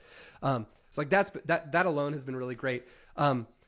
This makes me sound like a gatekeeper, and I swear it's not like gatekeeping in the sense that I want to keep people out, but I do want to keep bad actors out. And one of the best, Discord's full of bad actors. Like you got spammers joining all the time, just joining the server, dropping a link to a porn site or a crypto scam and leaving essentially. It plagues a lot of servers. We've made it so that you can really only interact with the server if you actually have a Boot.dev account and you've linked it to your Discord account. And like overnight that got rid of almost because like no spammer is willing to like go to that level of friction to actually create a Boot.dev account and link it to their Discord account and then join the server. That's been super helpful from a community management point. But then the other thing I'll just say is, this is probably the biggest one. So many like YouTubers and communities online start a Discord server as a place for their audience to hang out, and they mostly don't hang out there themselves, right? So you'll have like a big YouTuber has a Discord, is almost never there chatting with their fans, especially if they're like a larger YouTuber. And those communities, in my experience, just aren't very good. Like, even if they have like, you know, a community moderator or something, like it's just not that interesting. You're there to hang out with the people that are doing the thing. And so me and the entire Boot.dev team, our internal communications, we don't use Slack. We just have like private internal Discord channels in our community server. That's where all of our work happens. There's 9 of us, and we all are on Discord like all day long chatting with students. And so it's just like, you know, we get this direct exposure to everyone that's on the platform, which I think has been another reason why it's been so great. Yeah, that's really cool. I mean, it's like a big single point of failure. Like we've had a lot of experience. Like we experimented with Slack, we experimented with Gitter, which was, you know, acquired, and like, you know, a lot of turnover in the different places we've gone. We're right now we're on like Google Teams because charities get it for free, and because it's like good enough, Google Chat. And we don't have to pay for it. Like we're extremely thrifty as a charity. You can imagine, like we don't spend money on anything basically other than Sentry, which is not, this is not sponsored by Sentry, but Sentry is one of the few things that we actually spend like $30 a month on or whatever. We have an OpenAI account. Like we use GPT a lot. But my point is, it is kind of like scary to think like, what if Discord did remove API access, or what if Discord did start charging based on the number of people in your group, or in the case of freeCodeCamp, what if you hit like this big invisible limit to the size that a Discord can be? Now, I don't think that there is such a limit, because I believe Midjourney's going to do it first. Yeah, Midjourney can take. Yeah, and Midjourney will never hit that because it's like such a prominent Discord server that I'm sure the Discord engineering team will make sure that like they are essentially granted like infinite growth, even if they do cap other servers. But yeah, like we did actually hit an invisible limit. And they told us, we can't have any more people join your Slack. And we were the first people to ever hit that. Okay. And that was devastating. We had to move off Slack. That was very crazy. So, you know, hoping that nothing like that ever happens. But it is, I think it's really cool that you all are like hanging out with the actual community, because I do sometimes feel like we're in our own server, and we're, you know, a lot of that is because of the security, communication, and stuff like that. Like Google has very clear permissions, and like the likelihood of Google getting breached is extremely low compared to, you know, other things. Like I just think because like governments use Google and stuff like that, there's probably a lot more security and stuff like that. But I think for what you're doing, it sounds like a really cool approach. And I want to join the Discord as well, just so I can like say hi and kind of like explore it a little bit. And I do want to say that we have been exploring getting back into gamifying freeCodeCamp, and it's great to hear insight from you, because like I'm always trying to like learn from a lot of the other people that are at the vanguard. They're like, you entered a lot later than we did, and so as a result, you know, there's like, it's almost kind of like landlines versus cell phones. Like all the countries that never had landlines don't need to build landlines anymore. They kind of like leapfrogged that technology. And I feel like you creating your community several years after freeCodeCamp started, like you were able to just look around and see a lot of things that didn't pan out, and just not even go down those blind alleys. And so I'm very excited to learn more from you, and to, you know, feed that back in and incorporate that into how we're doing freeCodeCamp. Let me tell you that one thing that I forgot that I think will be particularly interesting about the gamification in particular. Okay, so this was an interesting one where we noticed a problem when there was no gamification in this area, and then we added it and it got a lot better. So every lesson on Boot.dev has essentially, now there's actually 3 different levels of help that you can get, 4 if you count the Discord.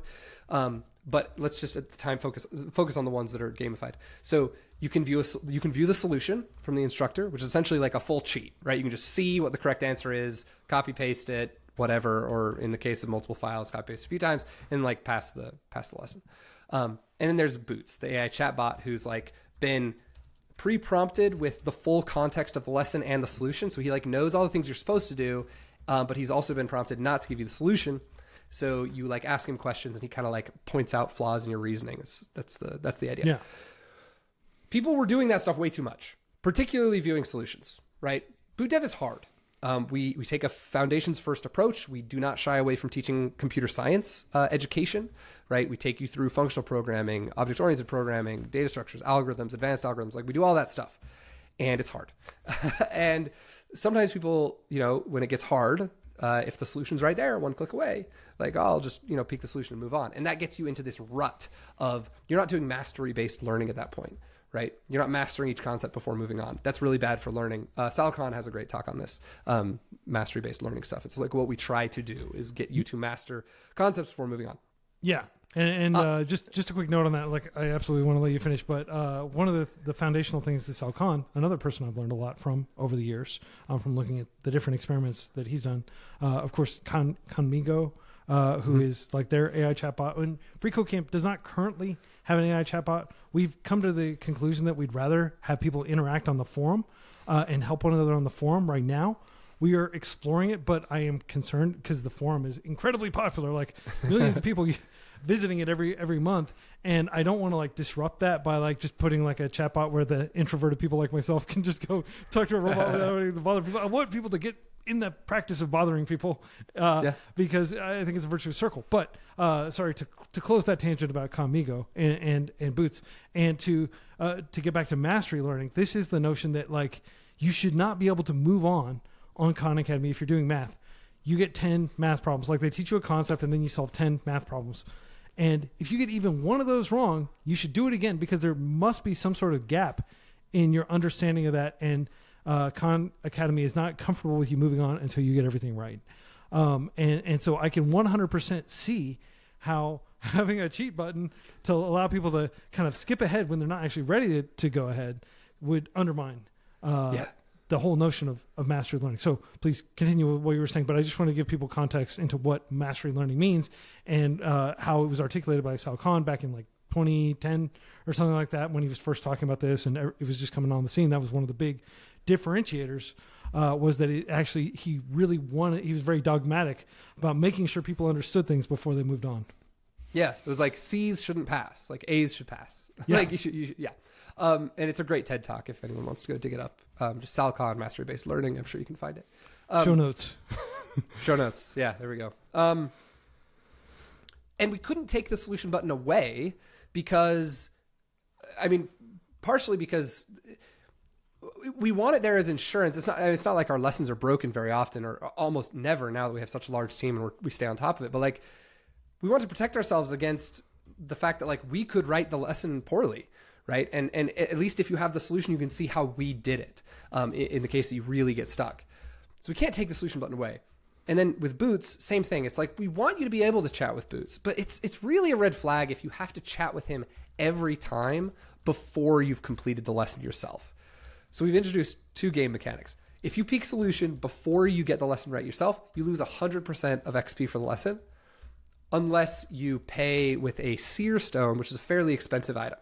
And so we like tweak the prices because the whole point of these game mechanics is to encourage you to do it like the quote unquote right amount. Like it's okay to use a solution, but it should be very rare that you use the solution before you figure it out yourself. And if you're doing that too often, it's a good sign that you should like reset the course and start again and maybe go slower this time. And then with Boots, same thing. If you chat with Boots before you complete the lesson successfully, you lose 50% of the XP. Because we'd rather you chat with Boots than just look at the solution. You will learn more that way. You'll be forced to actually think through the problem. And then, of course, also there's an item like that you can feed Boots and do it for free, but that's a resource that you're now losing. Essentially, you're losing XP on because you could have spent it on a potion. So it's tweaking the resources of the game, so to speak, to encourage the right amount of AI chatbot use and solution peeking use. And we've been tweaking those numbers, but it's looking a lot better now. Yeah, that's cool. So just to recapitulate what you said, rare consumable that still enables that behavior for situations where you just really need to know the solution. You really are completely stumped because the alternative would be just rage quitting for the day. Yeah. And frankly, that happens all the time at freeCodeCamp. Like we go through and we look at exactly like the average time it takes to complete a given challenge. And we've identified lots of different points where we need to break challenges down into smaller bits or re-clarify or completely recontextualize the problem at hand. But that doesn't help the people that were stuck there that helped generate the data to highlight the problem, right? The canary still dies in the, right? That's true. It doesn't help the canary. It just helps the miners.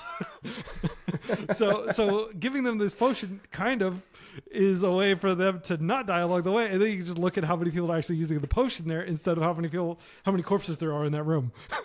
Exactly. Yeah, we have a dashboard pretty cool. with like all this usage graphs like every day, and we kind of monitor it, see if it's spiking in a weird way, and tweak the numbers based on that. That's really cool, man. And I know we're at time. Do you still have a few minutes, or do you need to run? Yeah, I can go over. I don't have anything. Let's pressing. talk a little bit more. So, you mentioned dashboard. Like, what kind of information is on that dashboard? What metrics are you looking at every day to determine the health of the community and to determine the health or efficacy of the curriculum? And like, you talk a lot about this. I talk a lot. Every educational designer talks a lot about smooth learning curves and not having like. Learning the code is hard. Learning computer science is hard. Anybody who tells you something otherwise is trying to sell you something, right? And it's probably not something that's like, $50 a month. Is probably something that costs thousands of dollars up front, right? And we can absolutely talk a little bit about higher education and your thoughts on the current situation with higher education. But let's talk about that dashboard. What is on that dashboard and what metrics do you care about? Yeah. So I always think it's important when you've got a small team working towards a common goal, you want to have like a North Star metric, and then you can have all these other metrics that are also kind of important. Our North Star metric is just number of lessons completed. Like we just want people to complete as many of our lessons as possible. And that's like a really blunt instrument for like, if that number is going up, then we're doing something right. People are getting farther into the curriculum, right? So that's the North Star. Aside from that, probably the most important thing is like consistency. We want to see like daily active users staying high, right? We don't want people coding once a month or once a week. We want to see people in there 3 or 4 times a week. Session lengths longer than 15 minutes. Like if people are in there for 3 to 4 times a week for at least an hour, like that's really good. And so that's probably like our biggest secondary metric. Okay. So daily active users being secondary to challenge completions. Yeah. Yeah, that's great. That makes a lot of sense. Like we just use time on site as just a general metric that we care about. Like how much time are people spending on freeCodeCamp each day? Because like use connotes usefulness. And our thinking is like they could be doing a lot of different things because freeCodeCamp is multimodal. We've got video, we've got books and stuff like that. But I see the merit in focusing on challenge completions and just having that single kind of KPI, key performance indicator, that you're caring about over time. Although it could open up incentives to make challenges shorter or to make break challenges down into smaller bits that are easier, but also result in more challenge completion. So there can be perverse incentives there, I guess. That's true. We haven't really ran into that yet, but it's certainly possible. I imagine, especially as like the team grows, right, and maybe incentives aren't so holistic, right, where everyone kind of gets the main goal. You need to make sure that your incentives don't drift from the and underlying time goal. on site. Like, so what everybody has probably experienced. I'll just take a moment to talk about Google and the fact that people are not Googling as much as they used to, and that it's got these kind of AI slop, algorithmic answers at the top summarizing, what freeCodeCamp article would have come in place if there wasn't this giant AI overview at the top of the page that people read and then don't click through to our articles. But what we've observed is because the volume of people like using reference articles and things like that have been dropping, well, that just means that we need to like adapt in other ways. And there are going to be challenges in terms of how are we going to get people to learn on freeCodeCamp, because it was historically a lot of people are not authenticated and they're just driving by and they're not even authenticating. They're just coming in and looking at that article. Yeah. And the main challenge with Google, not people not Googling as much is like, how do you help people when it's, potentially just an LLM answer, and that LLM answer could very well be wrong. Are you all thinking about that? Like, how do you approach the notion of reference? Do you all have like a wiki or something internally that people can reference when they need to look something up, so they don't necessarily have to go to Google and get taken away to some other site? Like, because one of the biggest challenges we're going to face over the coming years with the decline of Google search and the rise of LLMs is, how do we still provide good reference and not have people just getting completely distracted? Yeah. So we just shipped this feature like 2 weeks ago that we are super, super excited about. And the early metrics are making it look really good. The feedback from users was really good, which doesn't happen. I'm not saying that like, oh, we're so great. That doesn't happen with everything we release. Sometimes we release something, we got to tear it down because it's actually not good. But I'm really excited about this one. So we call these spell books. So now in the bottom left of the kind of learning panel on Boot.dev, where Boots used to be, he's still there. There's now a toggle where you can switch from Boots to your spell book. And there's no penalty for using your spell book, unlike Boots. And basically, as you go through lessons on Boot.dev, you unlock pages in your spellbook. So say you do a lesson on loops in Python, it introduces you to the syntax, you do a little challenge. When you finish that challenge, you add a page to your spellbook, which is, loops in Python, and it's just a very condensed, almost like encyclopedia version of that lesson. It's just a couple it's just a couple examples of syntax, a couple links to documentation, good documentation, not a SERP that has AI slop in it, but like maybe MDN or the Python documentation. And at any point while you're on the site now, you can use the keyboard command, or you can go click on your spellbook, fuzzy search for any concept that you've unlocked, and just view that spellbook page in the window. And people are using their spellbooks more than they're using solutions by like 2x, which is awesome. That's great. So we're super excited about that one. That's a really cool approach. So kind of like the wiki, but it's like just in time in the sense that it's being populated as you go. So it's not going to be, people aren't going to open it up and just see like a whole bunch of concepts they're completely unfamiliar with. So it's kind of like in like a lot of video games, like the manual almost gets built out like as you don't start with all the moves unlocked when you're playing Yakuza or something like that, right? You have to like actually use, your yen to buy the moves. And then once you buy them, then they get added to your moves roster. And then you find out kind of exactly how they work, stuff like that. So there's like a progression, not just in actually progressing through the curriculum, but also building out your own little wiki as you progress. Yeah, and a lot of the feedback was around, part of it was about this, like, I need documentation reference. Part of it was also like, I wish I had cheat sheets. It was like, this is a cheat sheet. It's also like, I want to take notes. Where can I take notes? It's like, you don't actually need to take notes unless you like really like typing it out yourself. Like we made the notes. You unlocked them. So that's cool. Well, I want to talk a little bit about university. So you and I both went to university. I didn't study computer science like you and your two brothers did. I studied English and journalism as my undergrad, cool. And then I went and did a graduate degree. But what do you think is going on with like if we just step back like 35,000 foot? Oh, and I wanted to find SERP, a search engine result page. Oh, yeah. If you heard that acronym earlier, I just want to make sure people don't feel like we're like using a bunch of industry jargon and intentionally trying to obfuscate things like a lot of marketers do.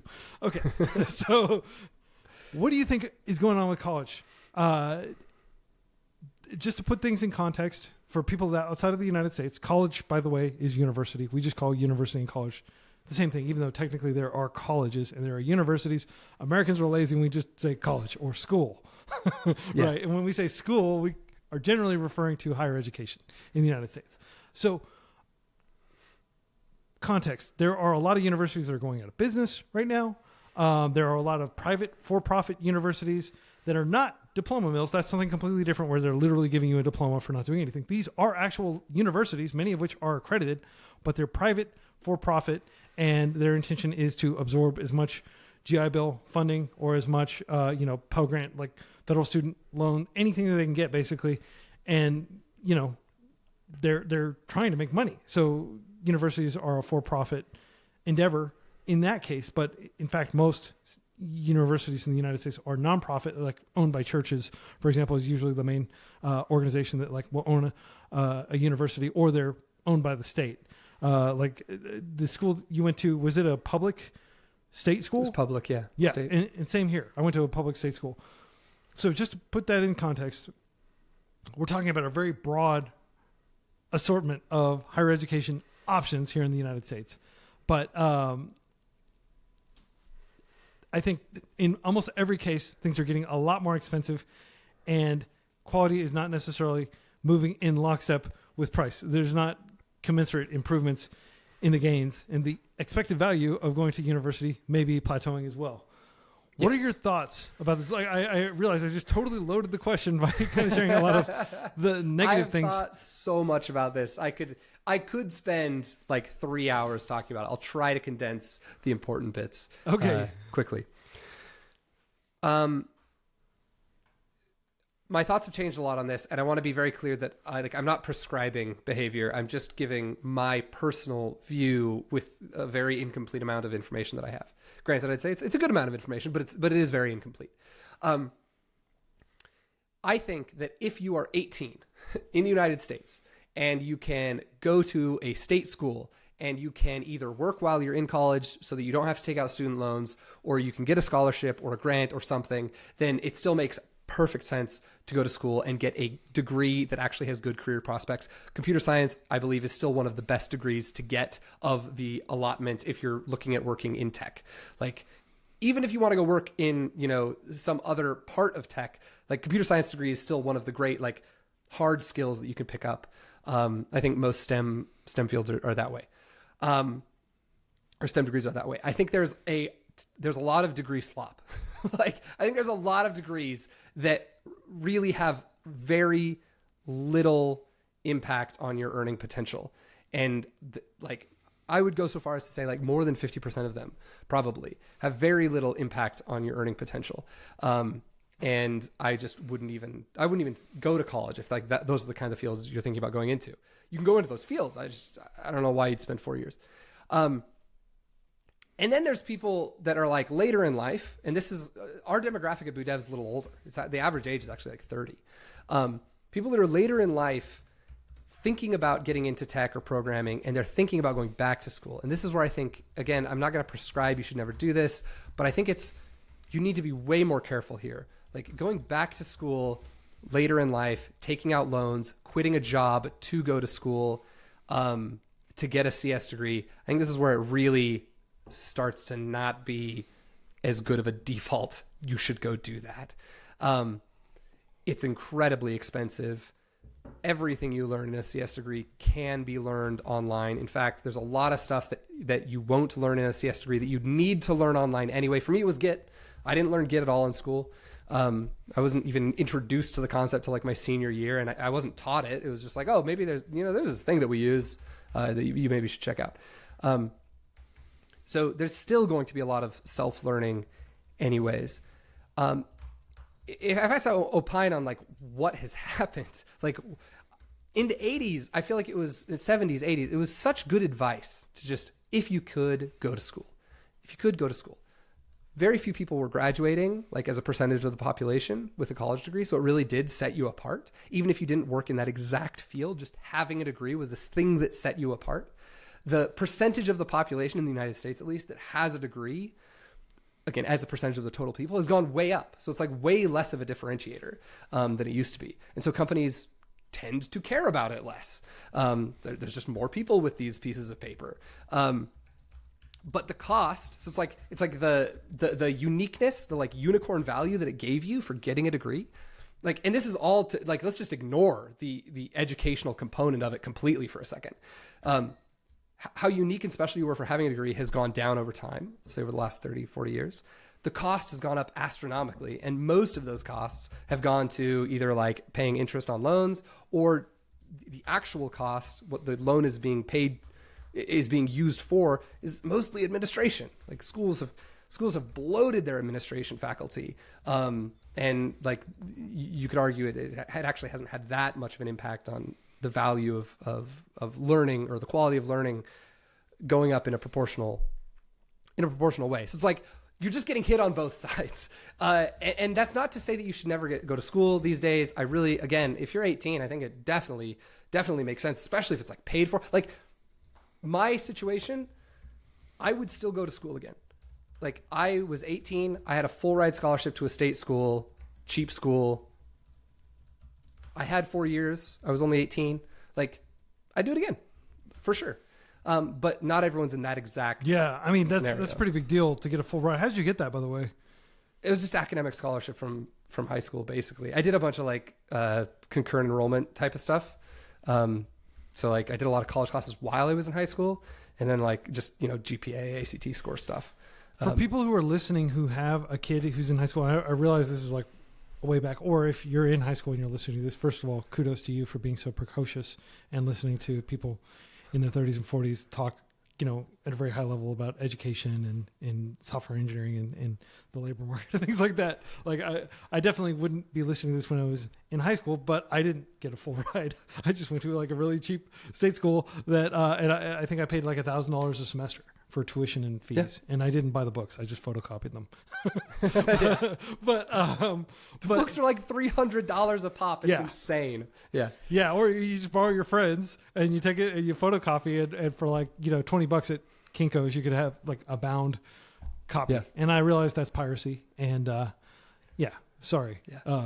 giant education conglomerate that makes textbooks cost a fortune. By the way, if you need a good enough textbook, it's called OpenStax, STAX. You can get free, peer-reviewed, like PhD written textbooks that are Creative Commons 3 licensed. And cool. You can use those if you don't want to pay for books and you refuse to be a pirate and photocopy your friends' textbooks. So there are plenty of alternatives. I digress. So let's say hypothetically somebody is in high school and they're listening to this, or they're a parent and they have a kid who's going to high school. Like, what advice would you give? You're a parent, but your kids are young, like even younger than mine. What advice would you give them, knowing what you know about the way the labor market works, knowing what you know about having gone to school, just being able to look back? What would you say to those people, and how should they approach high school if they want to also potentially get a free ride to a state school? The market more than ever hires for hard skills, demonstrable hard skills. So it's like, it's not just that you need the skills. I want to be very clear. You do need to demonstrate them. It's just that like the degree itself is not so much a demonstration as it used to be. It's more about like portfolio. When I hire a video editor, I want to see what videos, like I've never asked a video editor if they had a film degree. It's like, I just want to see all the videos you've edited. Like, just send them to me and I'll watch them. And that's the only thing that happens pre-interview. I think so many fields are moving that way. And I mean, trades have always basically been that way. You'd like do an apprenticeship. So my couple pieces of like general advice would be, first, go into school with a much more, I think we've prescribed do what you love way too much. Like, go to school, explore, do what you love. That's fun if like your parents are super rich and you have no pressure in your life to like, get into your 20s and be able to earn and support yourself. If you're coming from like a more standard middle-class family, and you'd have to pay for and especially if you'd have to pay for your own school or you'd have to take out loans to do it. It's like, go in with a return on investment mindset. I'm going to spend this amount of money and I'm going to spend this amount of time. At the end of that, what am I getting out of it? Sometimes that will shake out. Like I said, if I was 18 again and I could go to school for free again at a state school, get a CS degree, I'd do it again. The ROI, the return on investment makes it's sense. infinite for you. I mean, it's not truly infinite. Well, it's 4 ROI, years, but you're still investing your time. You're probably having to pay. I don't know. Do they give you like a dorm to live in and everything? I just had tuition, so I paid for my own rent. I was actually working. Like, I worked like 30 hours a week still while I was in school. Yeah. But like, I was able to save a little bit every month. Like, but yeah, it was just a time calculus of I'm spending 4 years. So I would just say, like, whatever you're going to go to school for, I would be very much in that mindset of like, what am I putting in? What am I getting out? And if I do want to do something different, like, I can learn what I love, not taking out student loans to do so. Like, that's like learning what you love to do is not something that costs, $5,000 a semester with interest. Like, you can do that on your own. So I'm not saying not to do and explore what you love. but there's cheaper and more effective Yeah. ways to do it. Absolutely. Like, I've learned music without ever formally paying anybody for a lesson or anything, just watching videos on YouTube and reading books and stuff Yeah. like that. And I don't know if, obviously music is a comparably deep thing where there's a whole lot of theory and there's a whole lot of practice and there's, just a canon of work that you need to assimilate if you want to be a good musician and all this stuff. And I'm just using that as an example, but it's certainly possible. Like, even when I have the means, in theory, I could go to like a nearby university. I've got University of North Texas, one of the best music programs in the United States, is, like a 30-minute drive from here. And I could be going over there and getting classes from some of the students there and stuff. But I've opted instead to just take the self-teaching route because I like being able to empathize with learners who don't have resources at their disposal, because FreeCodeCamp is designed for people who don't have resources at their disposal and who need to like make things work. I definitely think that learn what you love. Like, there are so many film school grads who are lucky if they can get like a key grip type position. And maybe that is a gross mischaracterization, but I've talked with lots of people who studied film or literature or other things like that, and they're not necessarily able to find good jobs in industry. Video game development is probably the most egregious example, because they just abuse you because like, oh, you want to work in games, huh? Death March time, Yeah. Like, game developers get paid a fraction of what you would get paid if you were working at like, one of these API SaaS companies or something like that, right? Like, go get a job at Twilio and you'll make like 3x what you'd make at like Blizzard or something like that, right? So, Right. But anyway, I'm just trying to like break down some of your wisdom that you're dropping here. It sounds like school is great if you can afford it. And my whole philosophy on school, like, people who bash university and talk like university is not necessary and stuff like that, I do believe that there is, like, if you just made university free, then a lot of those people would shut up and they just choose the university, right? Because they'd realize there was value. And I think it's so cool that you were able to, that you had the presence of mind and you put in the hard work, and that your parents like encouraged you and everything like that. Like, all the things that you had, you were able to conjure out of nothing the funds to go to school. I think that's amazing. And anybody who's listening who's been able to do that, like, that is a huge thing. If you can get even like a substantial scholarship to school, and I salute you for being able to do that. If somebody does not have the means to go to school, what do you think they should do? Like, what would your advice be to somebody who is like not even middle class? Like everybody kind of likes to think they're middle class, right?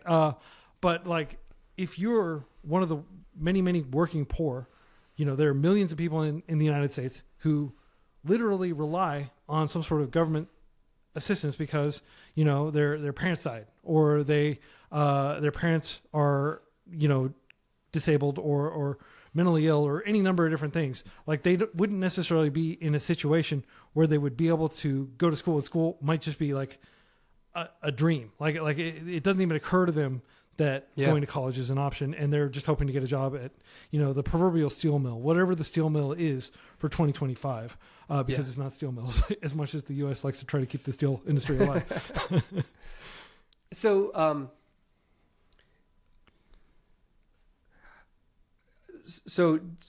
when you see, if you ever have seen Boot.dev marketing, so like our landing page, for example, one thing we don't ever say that, maybe some other boot camps will say is like, it's going to be fast and it's going to be easy.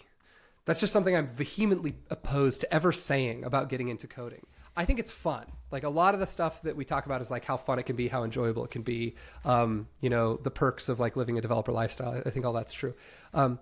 We also don't talk that much about how lucrative it is.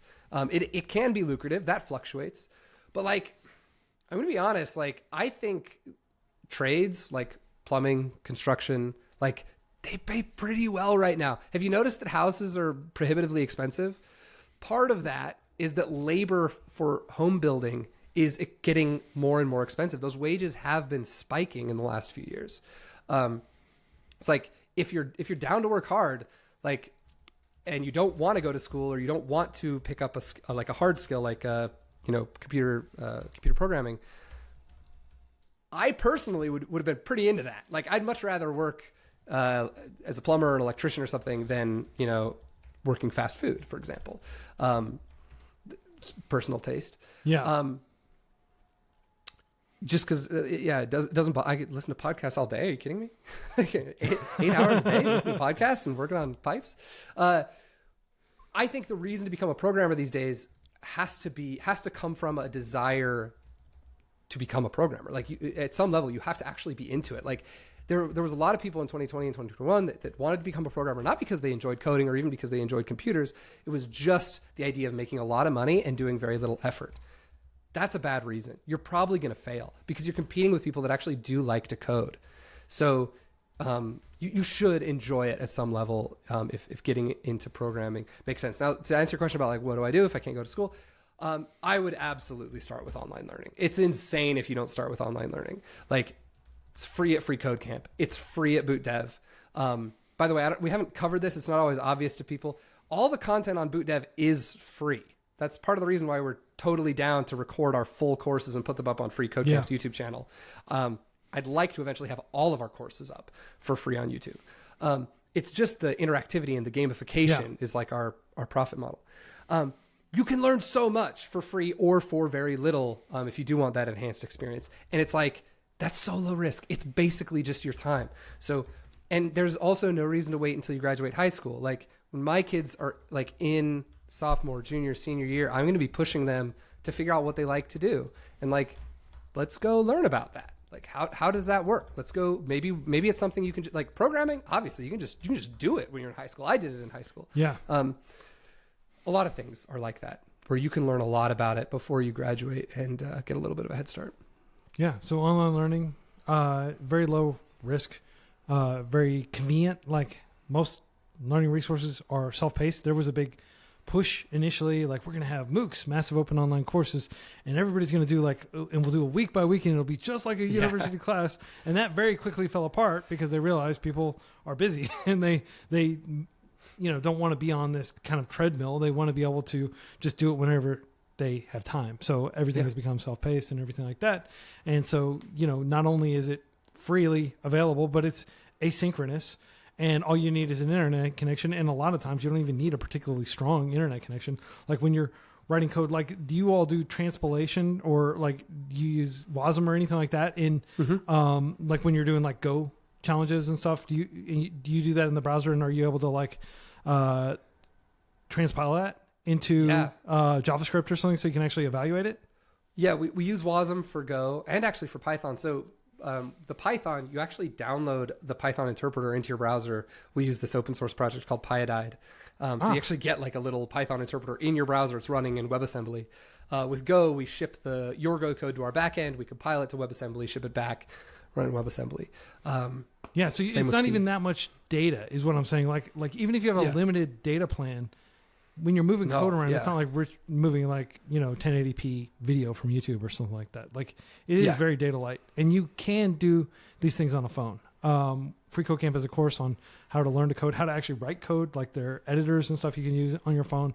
So I definitely think that like learning has never been more accessible. It's just that people need to realize that it's there and then they need to actually stop scrolling through TikTok or whatever and actually start learning. To me, it is insane to start a computer science degree or a boot camp as like step one. It is insane. It's like you could spend at least a couple weeks doing freeCodeCamp or Boot.dev or something to figure out if you like this thing before dropping $10,000+ on it and for 2 or 4 years or however long it's going to be. It's like dip your toe in the water and see if you enjoy it. What you said about like a lot of people getting into coding back in the day because of the money, like I very distinctly remember because I was in Silicon Valley and San Francisco. I was living in the Bay Area during the early days of freeCodeCamp, and I meet these people that would be going to boot camps that have like most of them I think have been like acquired and a lot of times shut down. But like people that were going to like what was the big one, Dev Boot Camp and Hack Reactor and places like that, and those were pretty good programs. There's nothing wrong, but like they overpromised in my humble opinion. I don't think people can realistically learn things well in the short time horizon, as you pointed out. But it would be a lot of people coming from Wall Street. Like they'd be like, oh, I can make more as a developer than I can as a financial analyst. So let's move. And I wonder how those people are doing if they didn't actually care about programming. They were just doing it because it paid better right now. Because it doesn't necessarily pay better right now. that actually brings up one interesting point, which I do want to make. While the like classic web developer software engineer is definitely in a slump from 2020, 2021, this is again, personal guess. Like, do not take this as gospel. I think there's a good chance that in the next 5 years, having developer skills will be extremely useful in a lot of non-developer jobs. So like financial analysts that can use SQL and Python, right? Marketers that know how to use, SQL, super useful. JavaScript, understand how events are triggering on the website. Like, I think with like AI giving people in some ways superpowers to solve more of their own problems, having fundamental understanding of how this stuff works will make you even more useful given the AI assistant. So it's just a personal guess. Like, I think these skills are going to be even more useful outside of explicit developer jobs. Yeah. And I would 100% concur. And I have to point out, like, the adoption of spreadsheets and word processors and PowerPoint type slide, like Microsoft Office just kind of exploded on the scene in the 90s and nobody knew how to use it. And 10 years later, it's like you don't even point out that you know that on your resume because it makes you look like an amateur, right? Yeah. Like, it's just taken for granted that everybody knows how to use Excel. It's taken for granted that everybody knows how to make like a PowerPoint or even use Microsoft Access or something like that. And I do believe, like, with that ratcheting of expectation of skills that people have, that, 20 years from now, it'll be weird if you don't know SQL and you're like working as like a knowledge worker type job. So I definitely want to endorse what you just said there. I think there will probably be a transition period where it'll be like developer skills will be like a nice to have, and it'll give you a head over the other, financial analysts or lawyers or whatever knowledge worker type job we're talking about here, if you know those things. And then gradually, like, all the people who didn't know those skills or didn't learn those skills will transition out of those employers, and like pretty much everybody will know and use those skills every day because they're so damn useful. Like, it is like a no-brainer to learn SQL in my mind. It's a no-brainer to learn how to do cron jobs with like bash scripting and things like that, right? I genuinely think that companies are going to figure out ways to like automate and digitize. There's so much stuff that's still being done by paper or fax machines or people emailing, spreadsheets to one another and stuff like that. And that is going to gradually get moved to software layers, and it will be required that you know how those software layers work, maybe like several layers of abstraction down, so that you can be able to, work just your day-to-day job at those companies. So I don't think there's any risk in learning these skills that you all are teaching or that we're teaching. And how do you feel about AI assistants and the value that they're going to potentially unlock? I mean, you said here, I'm going to quote you because I've been taking detailed notes. I've got 190 lines in my Sublime text. Wow. You said marketers you said with AI giving people superpowers to solve more of the problems, that will make them even more useful given the presence of an AI assistant. So even with AI assistants becoming more and more powerful, the people who know how to use those, there could be a leveraging effect where AI only gets like 20% more powerful, but like humans get like 60% more powerful as a result of that 20% improvement and knowing how to get leverage out of that. Do you think that phenomenon could happen and we could have like almost kind of like breakaway productivity gains?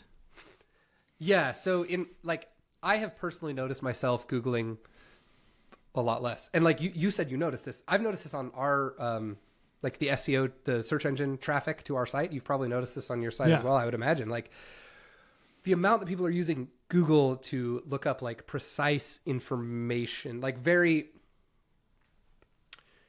explanations of very widely known concepts is probably the way I'd define it, has been moving a lot to LLMs. Because these things have encoded in them a lot of very fundamental knowledge.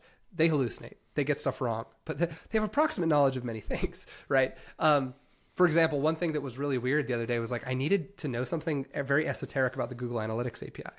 And the documentation from Google was dog water. It was terrible. I'd spent like half an hour searching for it. I asked the LLM and it was like, it's this. I'm like, well, I don't know that it's that. And so if I wasn't a programmer, What I might have done was taken it at face value and be like, it's that. And I'll take that syntax, put it into my code and ship it.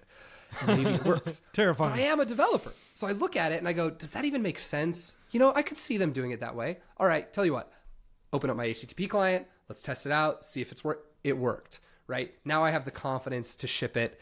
No risk of hallucination essentially screwing me over, right? So it's like, you still need the skills, right? ChatGPT vomits out a giant SQL query at you. You need to be able to look at it and be like, what is this going to do if I run it against my production database, right?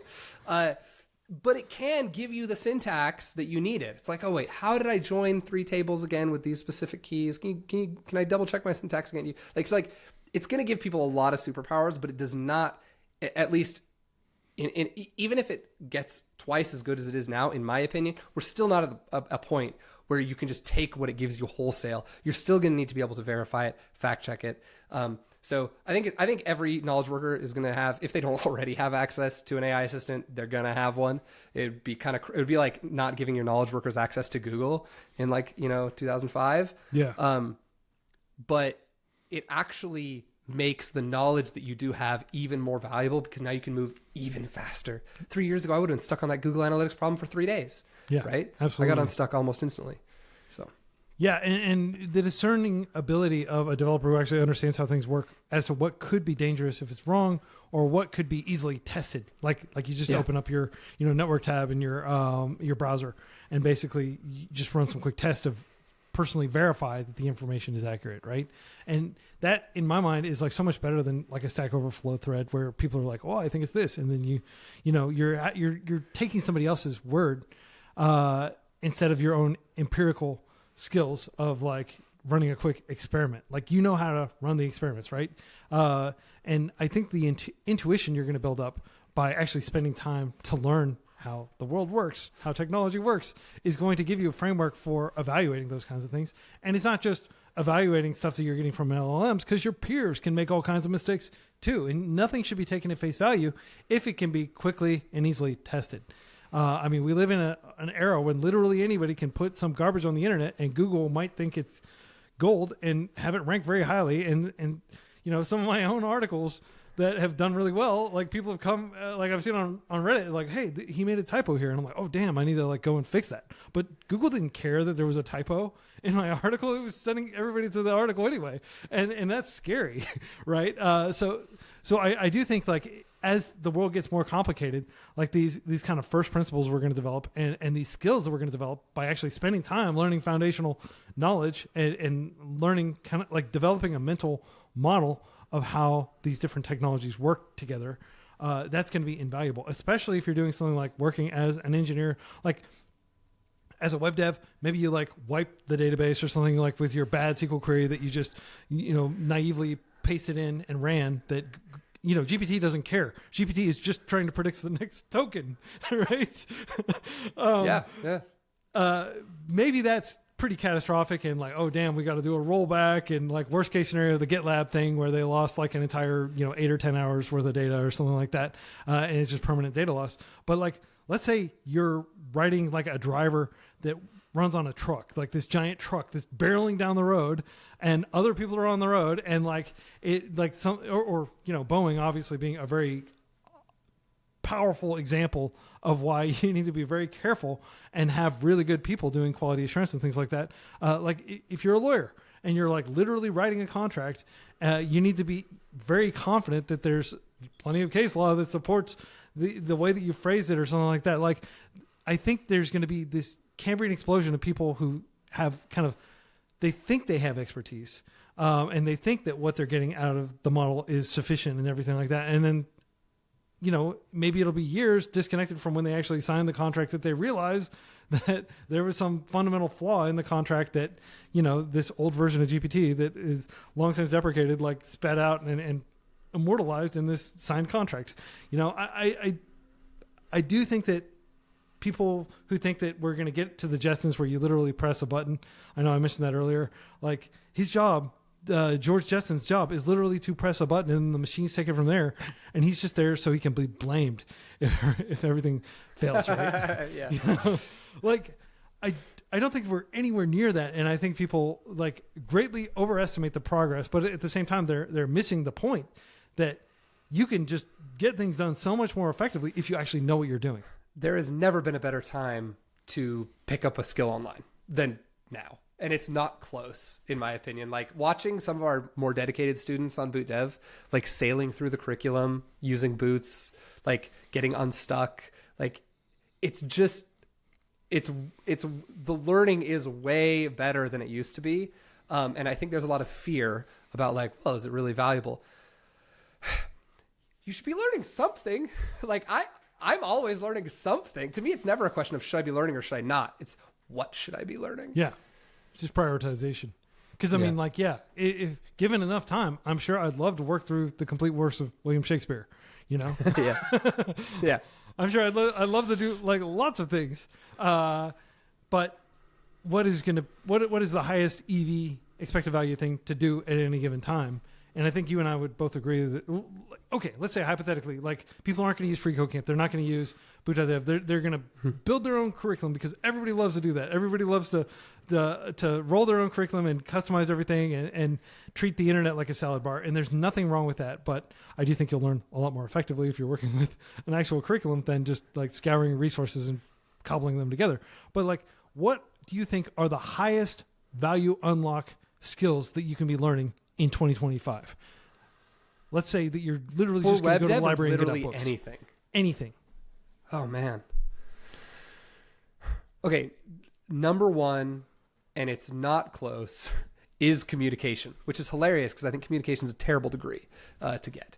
But I think the skill of communication is arguably the best skill you can pick up. How to speak, how to write clearly and effectively. You can just blog, right? You can just blog, you can just tweet, you can just do whatever, get feedback on your writing. And the reason that's the one I'm like most confident to prescribe to everyone is every knowledge worker can 10x their earning potential by being an incredible communicator. There's not like developer, marketer, business development, sales, like no matter what you do in knowledge work, if you're an incredible communicator, that's the thing to do. If I had to narrow it down, so that's a soft skill.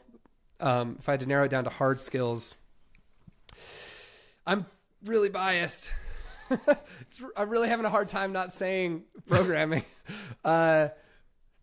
It's programming. I don't know. Like I do those other things. Like I'm a business owner now. I do a lot of marketing. I do some sales. I do programming. Programming is the one that I use everywhere. I script stuff. Like yesterday I had to send out a bunch of gifts. So like we had a Black Friday sale and we had to like manually send gifts to like 3,000 people, like digital gifts. Wiring that up through no code solutions would have been a nightmare bordering on impossible. It took me like half an hour to like write a little script to just pull the data I needed from the database, hook it up to the Stripe API, the SendGrid API, boom, everything's sent. I would feel crippled if I didn't have my programming skills. Yeah. Awesome. Well, that's quite an endorsement for programming skills. I think it's a great place to leave it for today. Lane, it's been an absolute blast gleaning as much insight as you can from you. Again, this is like a completely unedited conversation with Lane, and he didn't know really what we were going to talk about going into this. I didn't really know that much about it. I of course spend a lot of time doing research and just ingesting basically every episode. Not every episode. I listen to like 5 or 10 episodes of Back End Banter and watch your video that you published, like how to get They're long. Yeah. And I hope I did a good job of teasing as much insight as I could out of you. I'm going to encourage everybody to check out the courses that I'm linking below. And also, I did find that Khan Academy talk. I found the Wikipedia article on the zone of proximal development if you want to do some dry Wikipedia reading. But there is plenty more to learn here. And we're going to keep these interviews coming each week. Thanks again for coming on, man. Yeah, so glad you're doing a season. This is season 2 of the freeCodeCamp podcast, right? Well, if you want to call it season 2, we did it for I don't know, 60 episodes, then we completely stopped, then we came back and we've done like another 100 episodes or something. Nice. So yeah, just like keeping it going. Like my intention is to never stop. Just keep finding interesting people to talk to. Nice. And grilling them and just like this is for me, I'm learning so much because it's like a real time podcast. It's like an interactive podcast because like you, I listen to 2+ hours of podcasts every day, and it's just like if you had just like one insight about learning that you wanted to leave people with, like something that they could take home that they can like kind of reflect on. I know I'm putting you on the spot, but like, what is something that people could kind of chew on when they're turning this podcast off? If they listen to the end, 2 hours, 20 minutes, kudos to you for having like the, I guess, working memory to be able to keep all this in there, and the patience. And like we are trained by algorithms and stuff to basically be information grazers and to have like this short attention span. And there's always some really alluring thumbnail for some video over in the corner when you're watching on YouTube, or there's always some real life situation that's trying to pull you away from listening and completing like a long conversation. But this is how knowledge gets shared. Like lectures are like 1 hour long at university by design. But I mean, if you go back to like the ancient Greeks and stuff, they'd sit and they'd talk to Socrates all day. Yeah. Right. There was nothing to distract you back then. Yeah. So pretend there's nothing to distract you. Yeah. But like, is there any sort of like zinger type insight you want to drop on people so they can have something to think about while they're like when they're not listening to a podcast? Yeah. I kind of said it earlier, but I'm going to say it again in different words and with different emphasis. You should be producing as you consume. So let's take like entrepreneurship is something I've been like trying to learn over the last 4 years. I can listen to like, a startup podcast like Indie Hackers. I love that podcast before it stopped. If I just listened to the 200 episodes without ever doing anything, I'll forget everything.